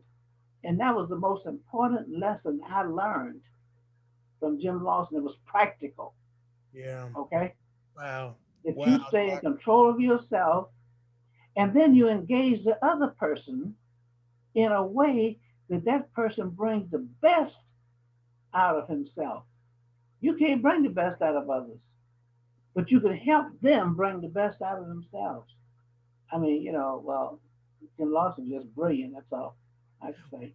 And Dr. Lawson, I don't know if you're still there on audio or video. If not, please feel free to come back in at any time. There is so much there. One, I'm sitting here thinking about the power of those who fund and give authority, and thank God that the Southern Baptist Convention wasn't able to set the agenda, and that the man who said, get off your stools and on your knees, that he wasn't able to carry the day, and how that resonates today with those who fund things and the agendas that they can control. But I want to push into that story you just told about Dr. Lawson, where the man spat on it, he asked for a handkerchief, and then that led to something and led to change. Reverend Blackmon, Reverend Haynes, I know a number of activists and folks that we support and work with that they ain't trying to pull out no handkerchief, right? Like that approach is, and not only it is not something that they accept, but to some extent, and they have good reasons for it, but we're dying in the streets, but they almost denigrate that approach, right? Where it does not feel like the goal is to change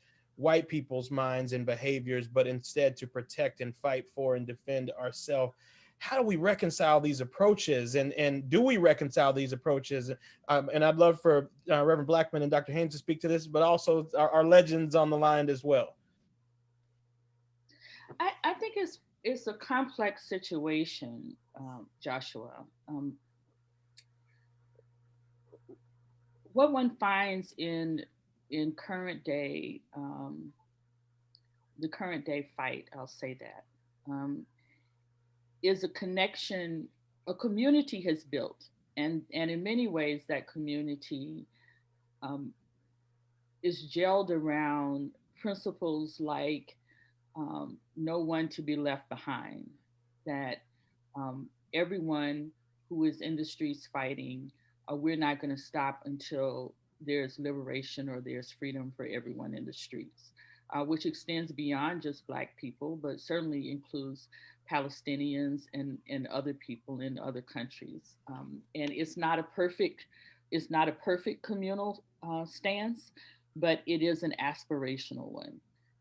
And when I have conversations with many of the activists, the challenge to the church is how do you get that communal resistance that existed in the freedom movement and that is called for now? How do you get that from churches that preach individual salvation, individual pietism, that the relationship with God is about what God can do for you and what you can amass and what you can have. So in many ways, some of the conversation, I can't speak for everyone, but some of the conversation is about the departure of what we preach from the ministry of Jesus Christ. And it is not necessarily Jesus that people have a problem with. It's not necessarily, following Christianity that many people have a problem with, though it's not a monolith. It's the dissonance between the ministry that Dr. Lawson was talking about feeding the hungry and caring for one another and responding in love, and what they are experiencing. So Reverend Blackmon, would you say that it's that dissonance, some might even say hypocrisy? Dr. Lawson wants to say something, and when he wants to speak, I'm going to be quiet. Dr. Lawson, yes, please jump in. Well, you have me muted, don't you? No, we can hear you now. I'm not. I don't know why you were muted, but yeah, we can hear you now. Muted and off, and the video had stopped. I think pastors must decide that they will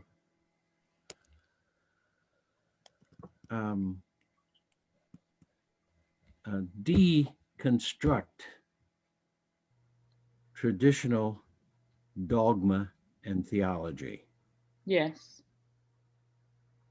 I think that never in the life of the church has been more urgent for people to see the Bible and to read and study in the Bible.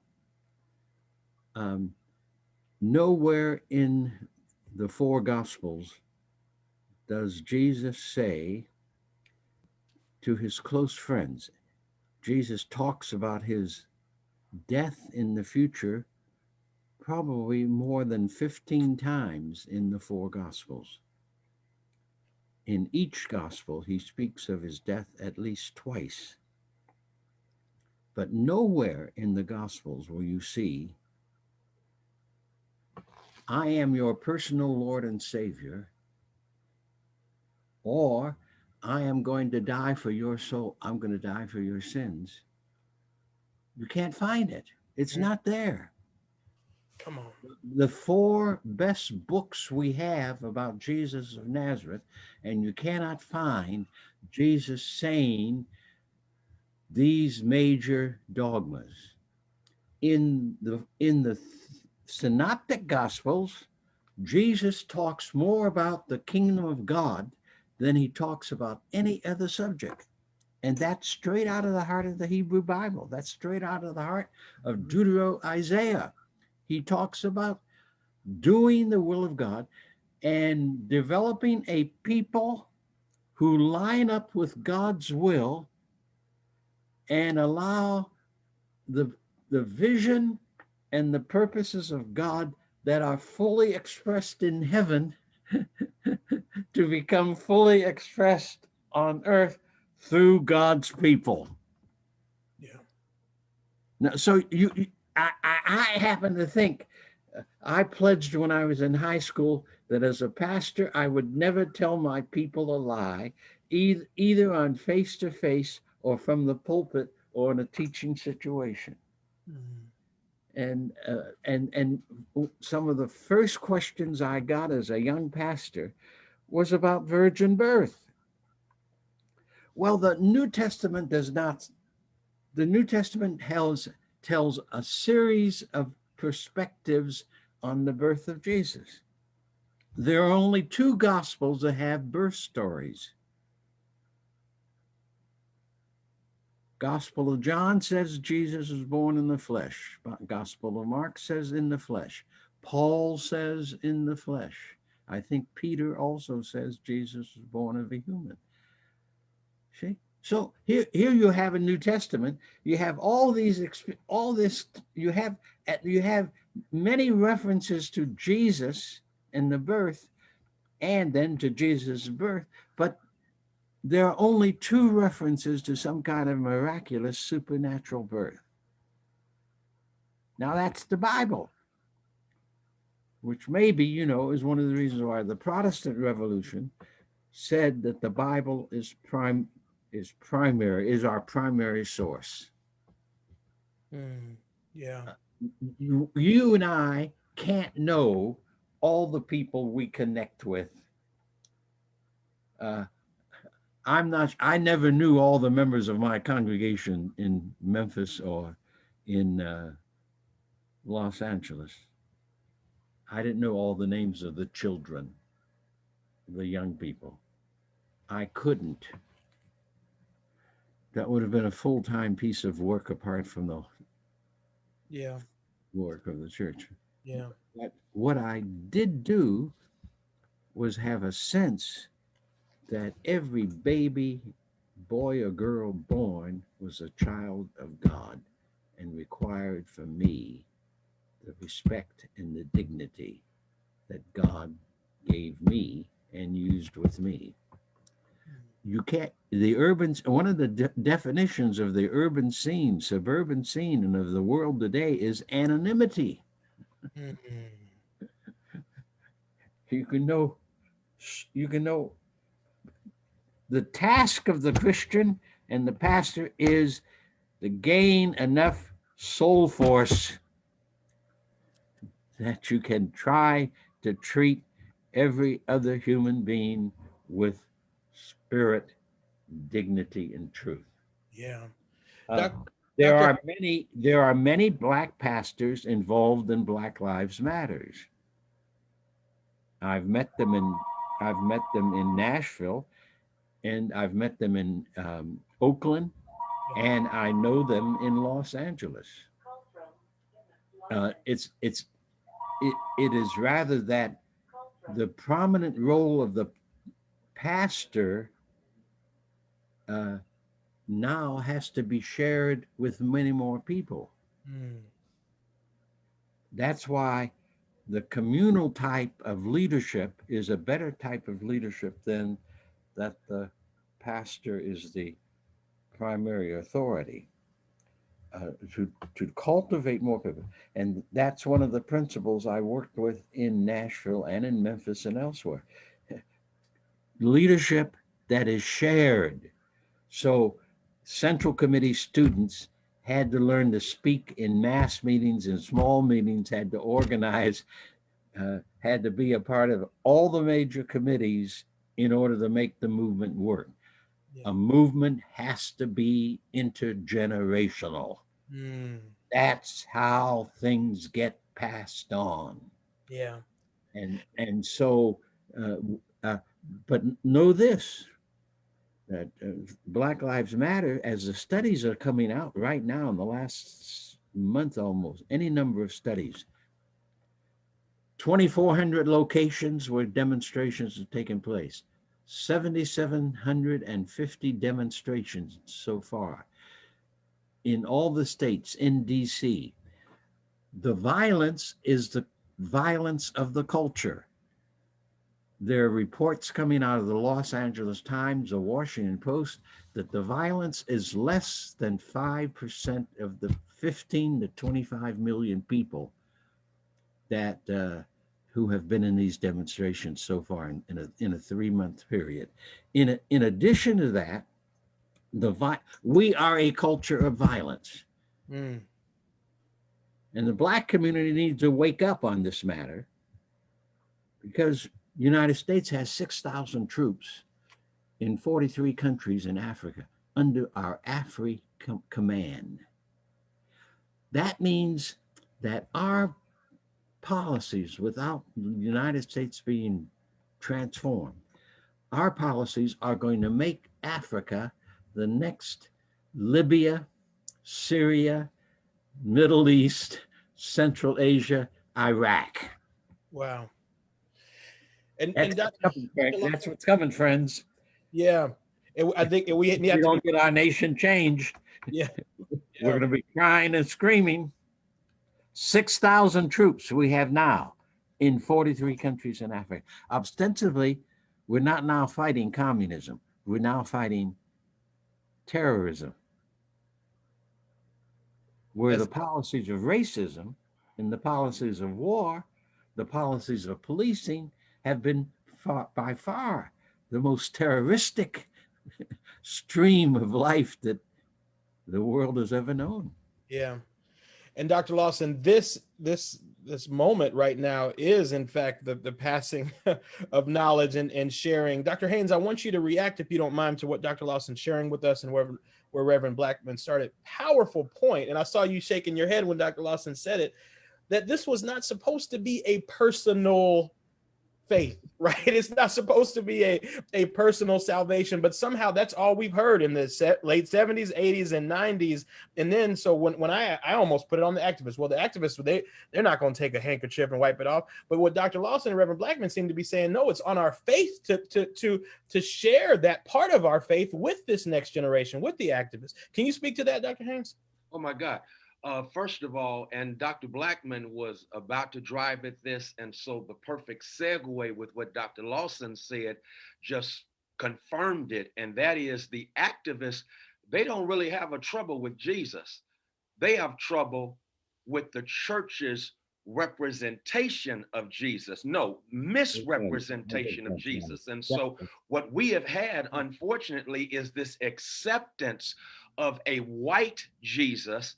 And because we've accepted the white Jesus, we've missed out on the right Jesus, the right Jesus who was born homeless, the right Jesus who grew up in the hood in Nazareth, that was so notorious that someone said when they found out that the Messiah was from Nazareth, they said, well, can any good thing come out of Nazareth? So if NWA is rapping during the time of Jesus, they're going to have an album called Straight Out of Nazareth. And Jesus did his ministry, what? To those who were on the margins. He was not in Jerusalem. He was in Galilee doing his thing. And then when you look at, I mean, the what we call the Palm Sunday processional was really a march on Jerusalem that was choreographed, according to Ched Myers. It was a choreographed demonstration during Passover.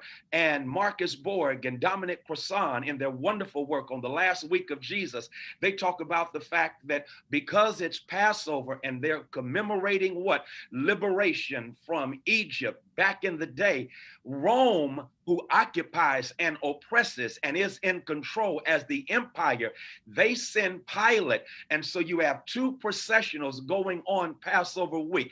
There is Jesus, but also on the other side of town, there's Pilate. And Pilate is coming with his military.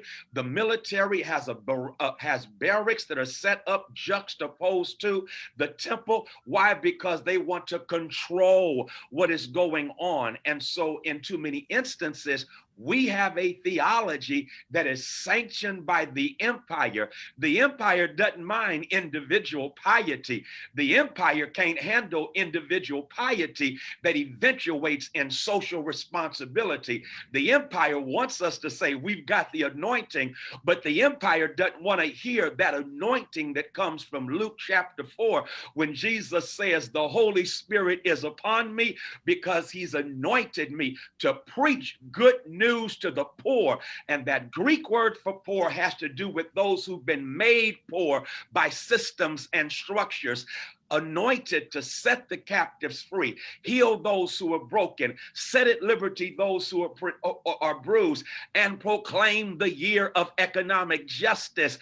And even this is so powerful right here. I have a wonderful Greek professor, and my Greek professor, and I think Traci's taking her right now, but she pointed out to me, I'm taking this class from this tutoring session from her, and Joshua, she killed me. She wiped me out. She said, I want you, when you translate the word you, to start saying y'all, because in too many instances in scripture, especially in the epistles to Titus, to 1st and 2nd Timothy, of course, 1st and 2nd Thessalonians, Corinthians, all of that, she said the word we translate you in the Greek is plural, it's y'all. So it never was about an individual, it was about a community. And so individual piety without social responsibility is heresy. Wow.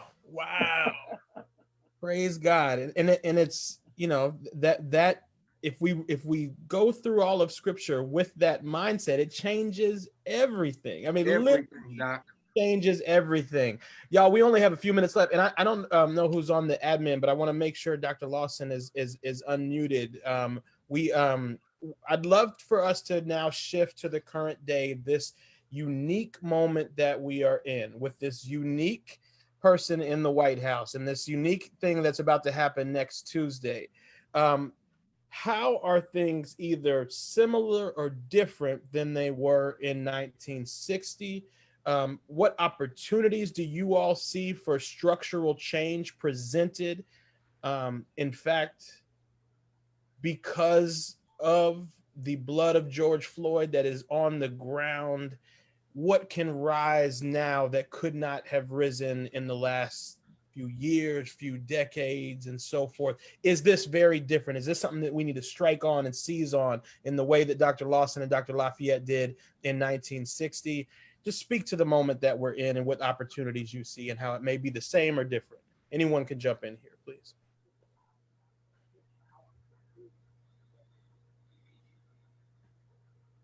I know it's not a shy group now, but I feel like we're deferring to our legends and our elders. That's right. Well, Dr. Lafayette, go ahead, Dr. Lawson. Yeah. Okay. Yeah, I don't know. Well, go ahead, John. Yeah. I don't, I mean, in the academic world, in the scholarly world, we like to get history in sort of small pericopes that we can manage. And I think that's always a great danger in preaching and teaching and working. I think that from a perspective of nonviolent strategy and methodology, strategy is always local. You have to have people come together and see an issue, investigate it, focus, and then choose targets of change. What we see now is the finest nonviolent movement the nation has ever had, the finest people's movement. There are more issues on the table for consideration than ever before.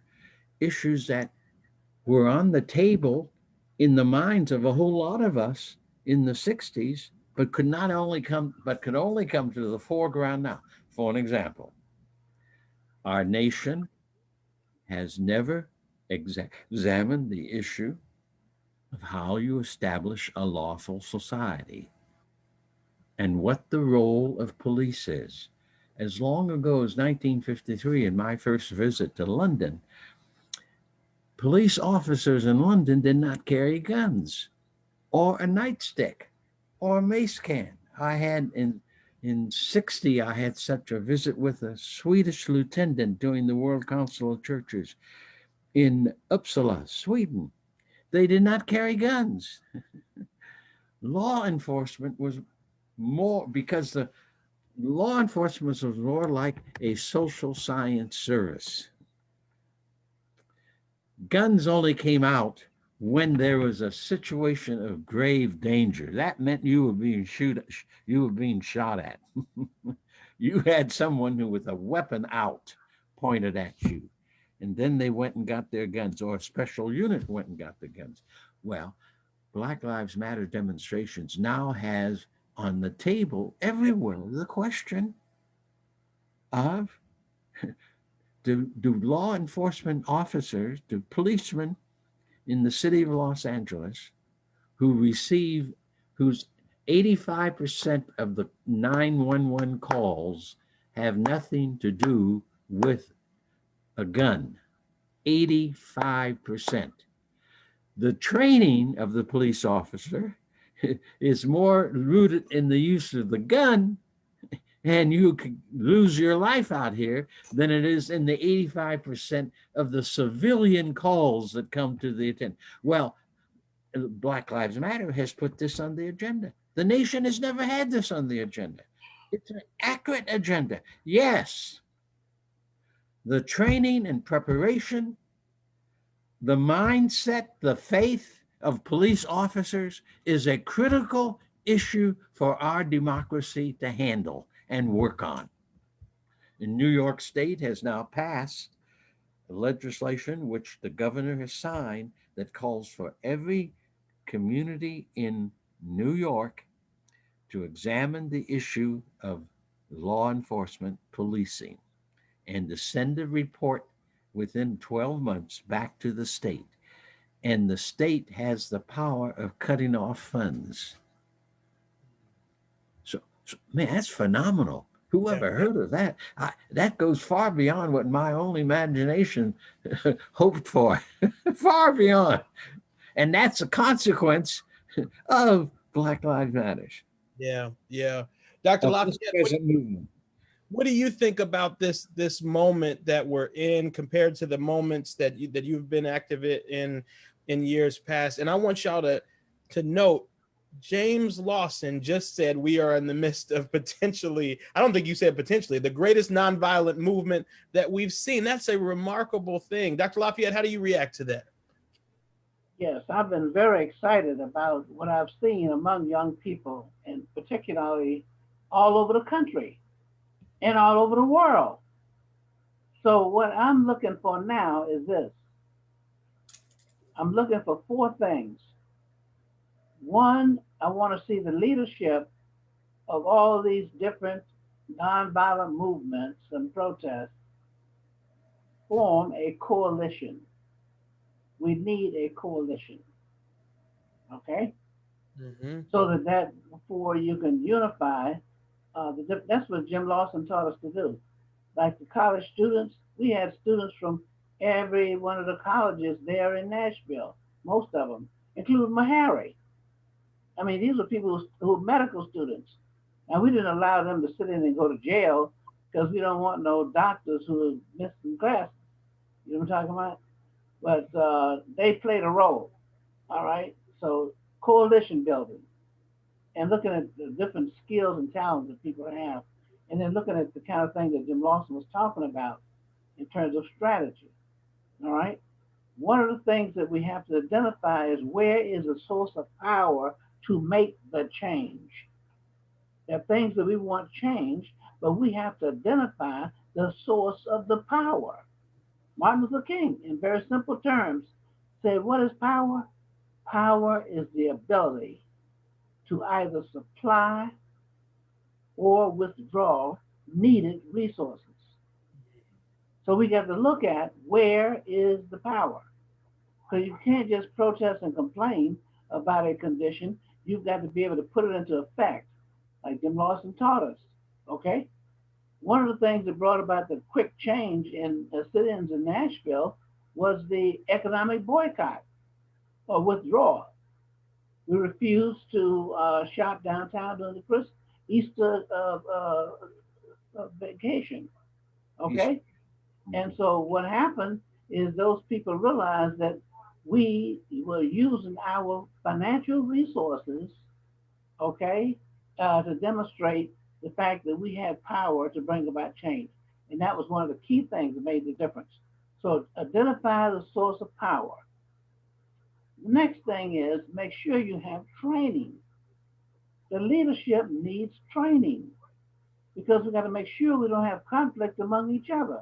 We had that in Nashville. We had it throughout the movement, even the March on Washington. There was some conflict. Martin Luther King kept, moving ahead until he was able to get all the leaders back together. But that's one of the things that will destroy a movement. Look at the national organizations we have that now don't have, like, where's CORE, Congress of Racial Equality? It was, where is it? Now, they can have celebrations and that sort of thing, etc. But in terms of movement, all right, that's the thing we have to look at. The next thing I want to see happen is that we get involved directly into helping our next generation. We're talking about passing the torch. I want to know that those who are receiving the torch are preparing to pass it on. Because we got to have the torch continue to, be lit. Otherwise, we go back into darkness. Darkness is waiting on us. So therefore, we have to keep these things going. Now, very quickly, because I know we run out of time, I would like to see us create a youth legislature where you get young people from 12 to 17 years old electing officials for themselves now, their own age group, into these political positions. Replicate that, our legislature. And therefore get them to participate in it.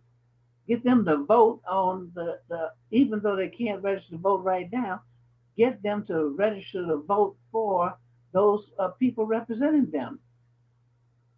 Yeah. Okay? And so my point is, I want to see us start the whole process at an earlier age. Yeah, it's so key. And to continue to pass it on and on and on. Reverend Blackmon and Dr. Haynes, help us close out. I know we're a little over time here, but what are you seeing right now in this moment, late October 2020? What are the forces of evil that you may see in front of you and are being confronted with, and what opportunities do you see for change in the years ahead? I'll do the force of evil. Evil comes from many places, but right now our greatest force of evil is coming from our federal government and the White House. So I just want to say that and push that out there that way. There are a lot of things that are different now, that are gifts to us, and perhaps make some things less visible. Black Lives Matter is a conglomeration. It's a lot of coalition building. It's a lot of different movements for Black lives coming together under this prophetic statement that until our lives matter, everything else is a lie, really.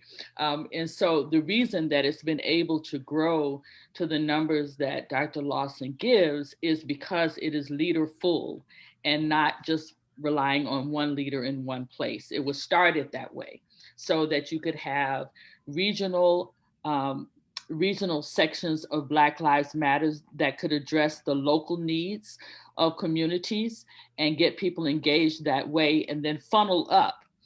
There's an entire Black Lives Matter platform, not just the defund police part, but an entire Black Lives Matter program for the advancement of Black people.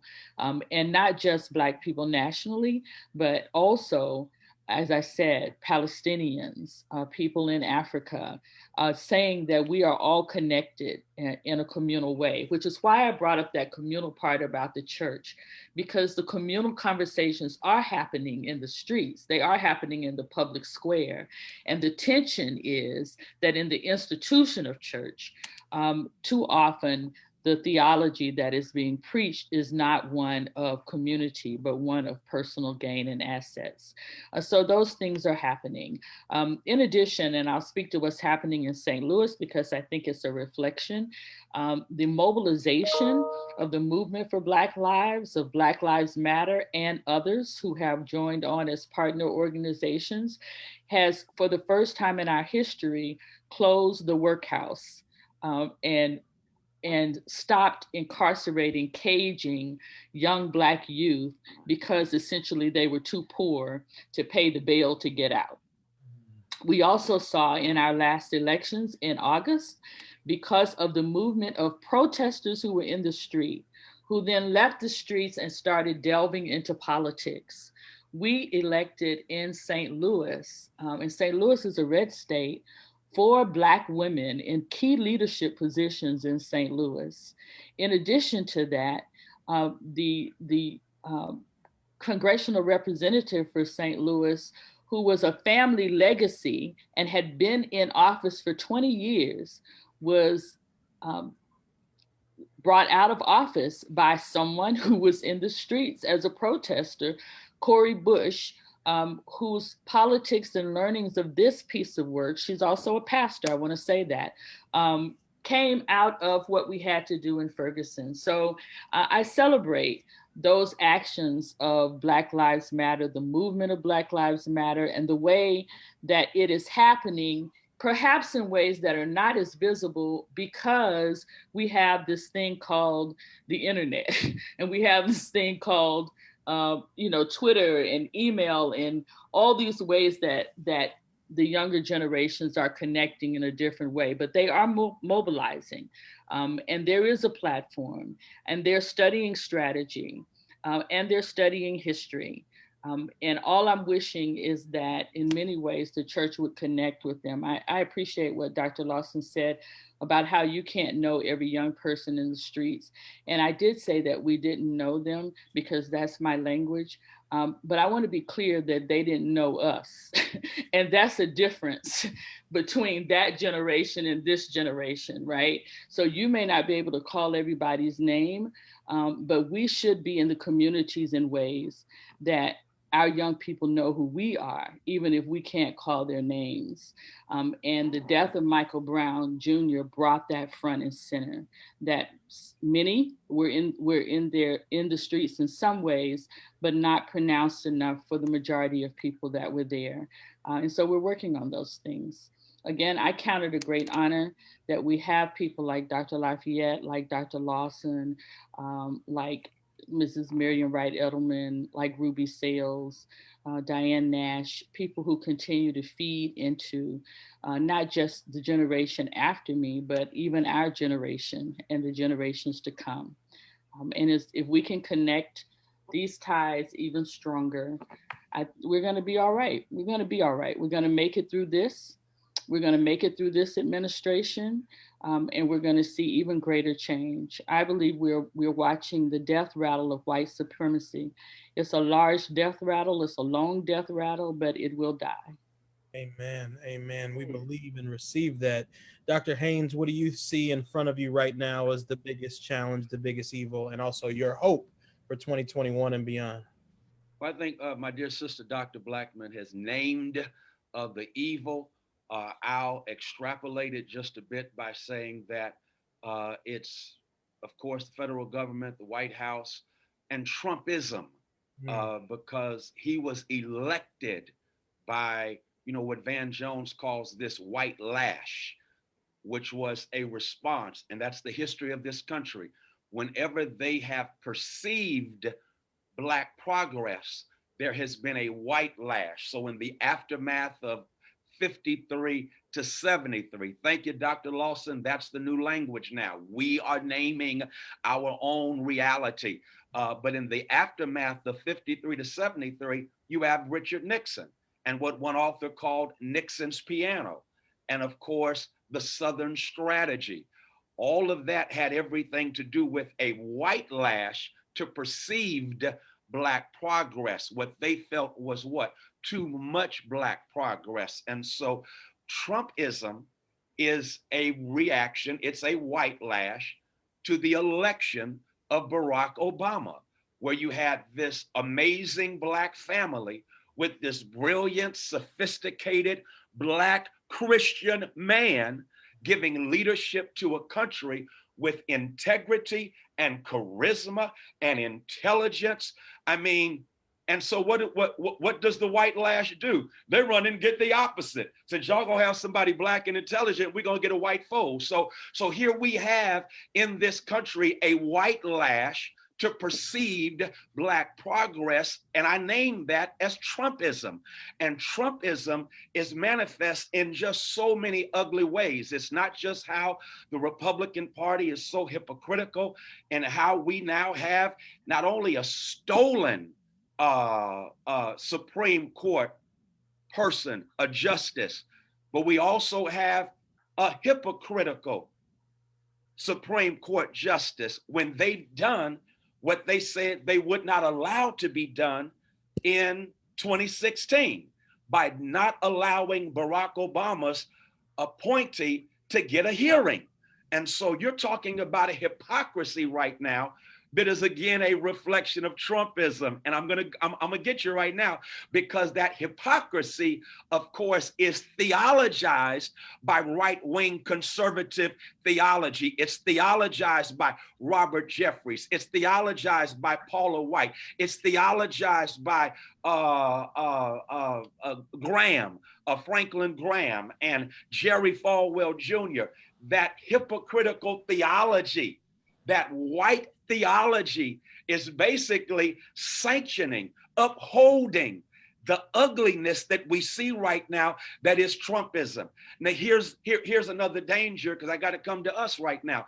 And that is, as long as we are buying in to white theology, then we're going to basically have white theology in blackface in our pulpits, and that there's an allergic reaction that the movement for Black lives, that the Black Lives Matter has. They have an allergic reaction to white theology. I thank God for them, because they have a spirituality that connects to Jesus Christ, even when they feel disconnected from the church. And so, Traci, thank you for saying that. It's not enough for us to know them, but we better make sure they know us. Joshua, you asked about this at the beginning, so I got to go there as a wonderful illustration. For me, it is an opportunity. August the 2nd, our church parking lot, Friendship West in Dallas, was taken over, an act of intimidation by a group calling themselves Backing the Blue. They were having a Backing the Blue rally. They came to us to ask us to have our parking lot for 30 cars in what they called their Dodge Ram Club. And so we said, cool. Other groups have used our parking lot, AKs, Deltas, etc. So we said, cool, y'all can do that. And so check out what happened. Instead of this Dodge Ram Club, they had a Blue Lives Matter rally that they planned on having. As a matter of fact, one person from a very rich area said, listen, I'm not going to have this birthday drive-by for my daughter, because we are going to shut down Friendship West. Friendship West has this huge Black Lives Matter banner on the side of us, on the side of our facility. So we were targeted. We're not the only church with a large parking lot in the area. We get that. And when they came, packed out our parking lot, I got a call from members saying, Pastor, there is a white supremacist rally on our parking lot. Here's what's interesting. They called themselves a Back the Blue rally, but they were seen as a white supremacist rally.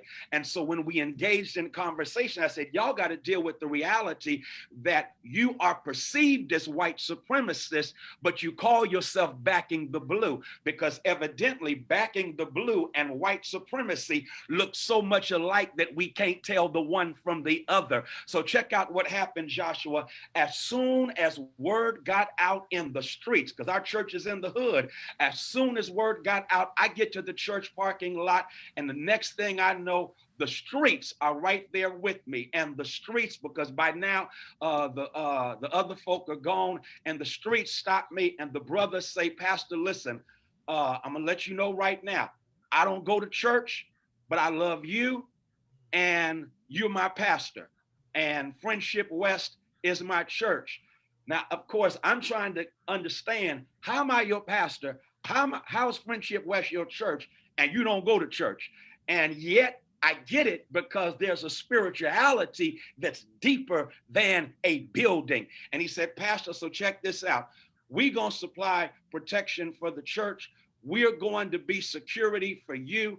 And so if they try to come for you or this church from now on, just know we are going to protect you. We're going to protect this church. And since August the 1st, the streets have been protecting us. Right now, opportunity, right now, opportunity. Our church is a super voting site.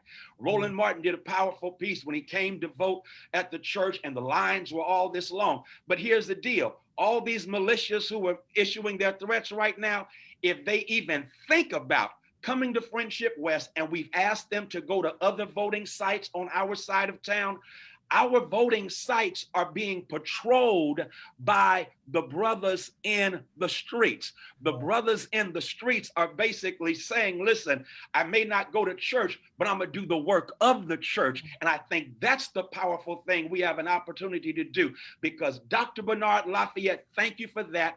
If we don't do anything else, we better form a coalition with the streets, because if we form a coalition with the streets and get our theology right and hook up with the right Jesus and flush out of our systems this white Jesus, the good news is we shall overcome. And if you want to update it, let's go with Kendrick Lamar. We're going to be all right. Hallelujah. Friends, we are going to be all right. And we're going to be all right because of the shared knowledge and spirituality and experience that you are hearing on this line right now. Dr. Haynes, to take it back to something that Dr. Lawson said, and I know we're way over, but that brother knew that you were his pastor because his kids are your kids. Right.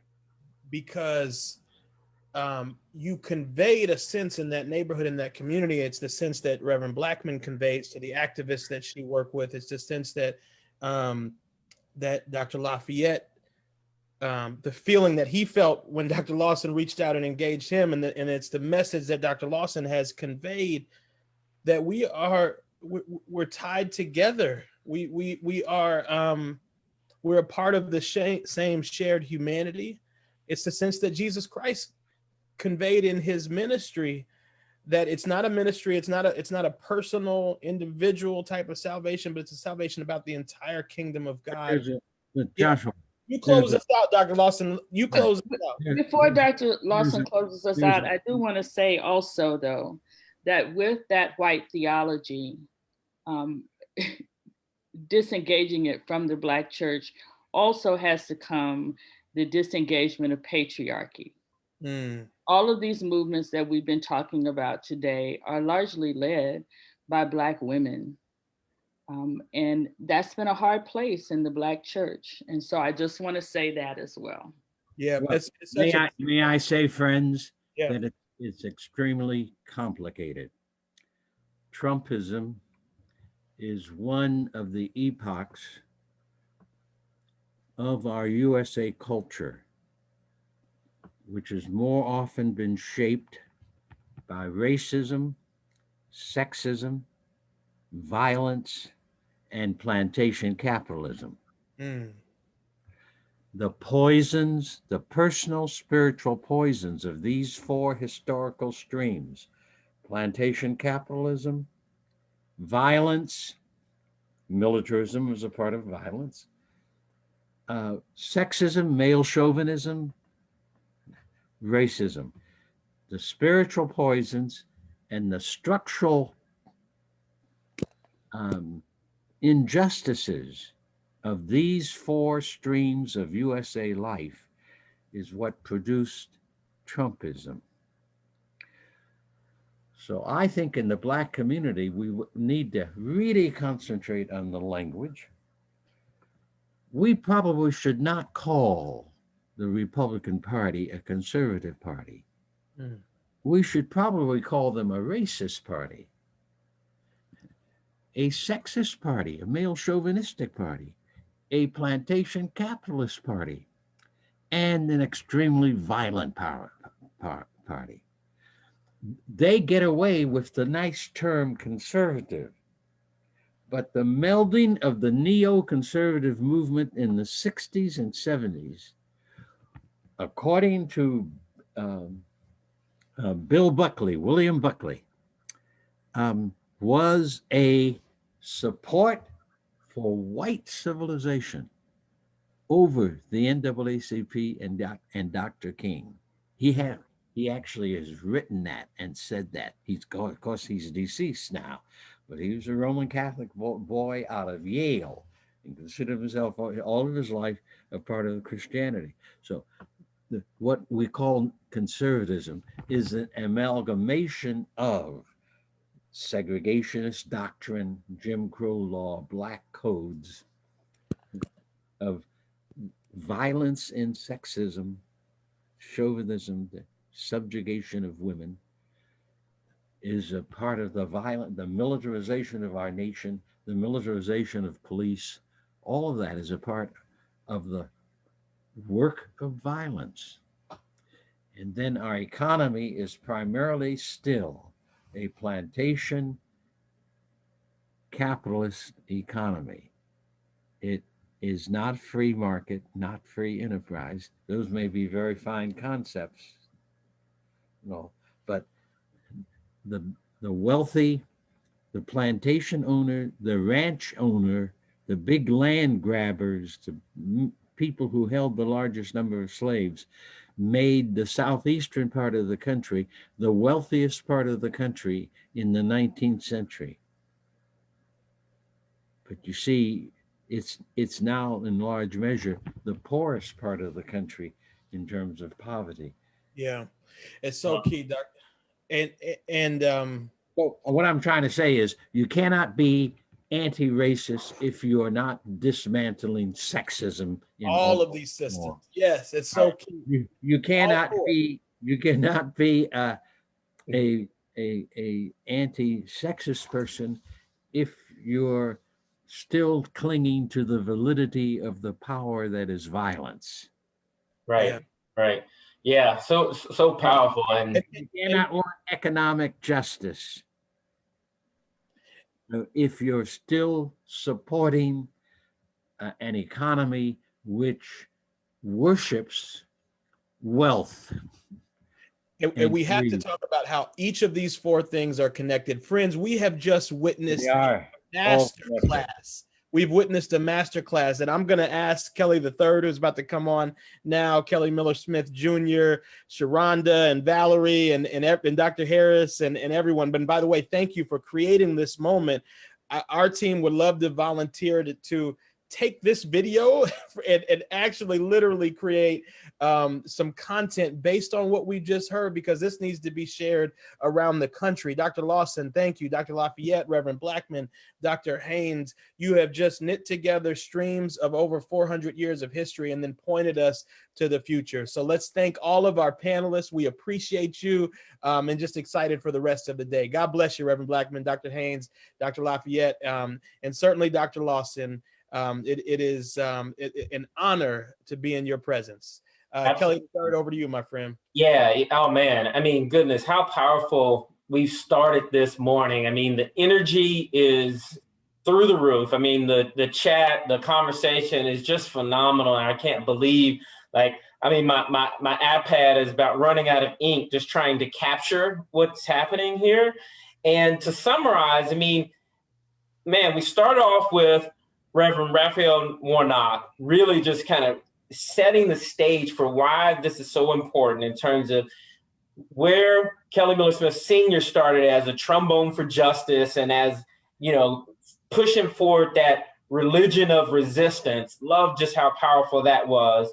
And then even shifting into the keynote from Reverend Lawson, which just flowed so smoothly into a dynamic panel where he really talked about, that focus and that specificity. And to me, that really matters because you can't have 20 issues, but really one focused one. And he also talked about that laboratory and many of you know that, I started as a chemist, and, understanding how things sometimes don't work in a lab. And you may start off with one experiment and recognize that you have to revisit it. And I just love that analogy, and that you go into that lab and then you're able to pivot into really what is going to work. And then, oh my goodness, Dr. Lafayette just laying out, that vision of, forming a coalition and really kind of translating that into the youth, and even the stories about just some pot liquor. I mean, hey, I love the transparency and the realness. And then Dr. Haynes, I mean, goodness, like I wrote in a different color, the individual piety without social responsibility is heresy. I mean, that, just that in itself, just coupled with the other exponential kind of comments you laid out were phenomenal. And then Dr. Blackmon, certainly with, that message about just really needing to know those on the street and for them to know you, right? That powerful connection and that dynamism between the two was phenomenal. And Josh, my man, thank you for pulling all of this together. Appreciate everything that, you've done to not only just set a vision for where this can go from here, but also what you've already done, not only within the Obama administration, but within your organization, Values Partnership, and where you've gone with Gage. You're just transforming where we're going. And congratulations on what happened last night with Oprah. That was just phenomenal, what you did there. And, I'm certain that, that's going to continue to carry forward into a lot of different phenomenal ways. So that's not it today. We've started off with the faith portion of this, but as we said, we're going to pivot into policy and then into justice. So I'll leave you with an invite to join us in the next session. You're going to have to click on the different link. If you know to go out and register for that link, then please go out now to kellymillersmith.org in order to do that registration. But we have a very exciting panel and discussion around policy, where we're going to do a couple things. One is we're going to have Tyshawn Gardner, who's going to frame that section. And then we're going to have an interview with Ambassador Andrew Young, which I'm really excited about. I had the chance. Actually, Joshua and I met with Andrew Young a couple years back at an Africa Summit, and had a phenomenal time with him. So really looking forward to hearing his word. And then we're going to hear from Poet Gold. She's going to actually do a performance for us that's rather dynamic. And then lastly, then we'll have a conversation with Michael Eric Dyson, who's a professor and just renowned author of a variety of different things. He's going to talk from Nas to Tupac to Martin Luther King. He's the man. And he's be joined with Danielle Gray, who served as the cabinet secretary in the Obama administration. So really looking forward to that. Some of the work that she did with My Brother's Keeper, you name it, looking forward to that. So join us at noon, which is noon Central Standard Time, 1 p.m. for those of us on the East Coast, and you can do the math for all the other coasts.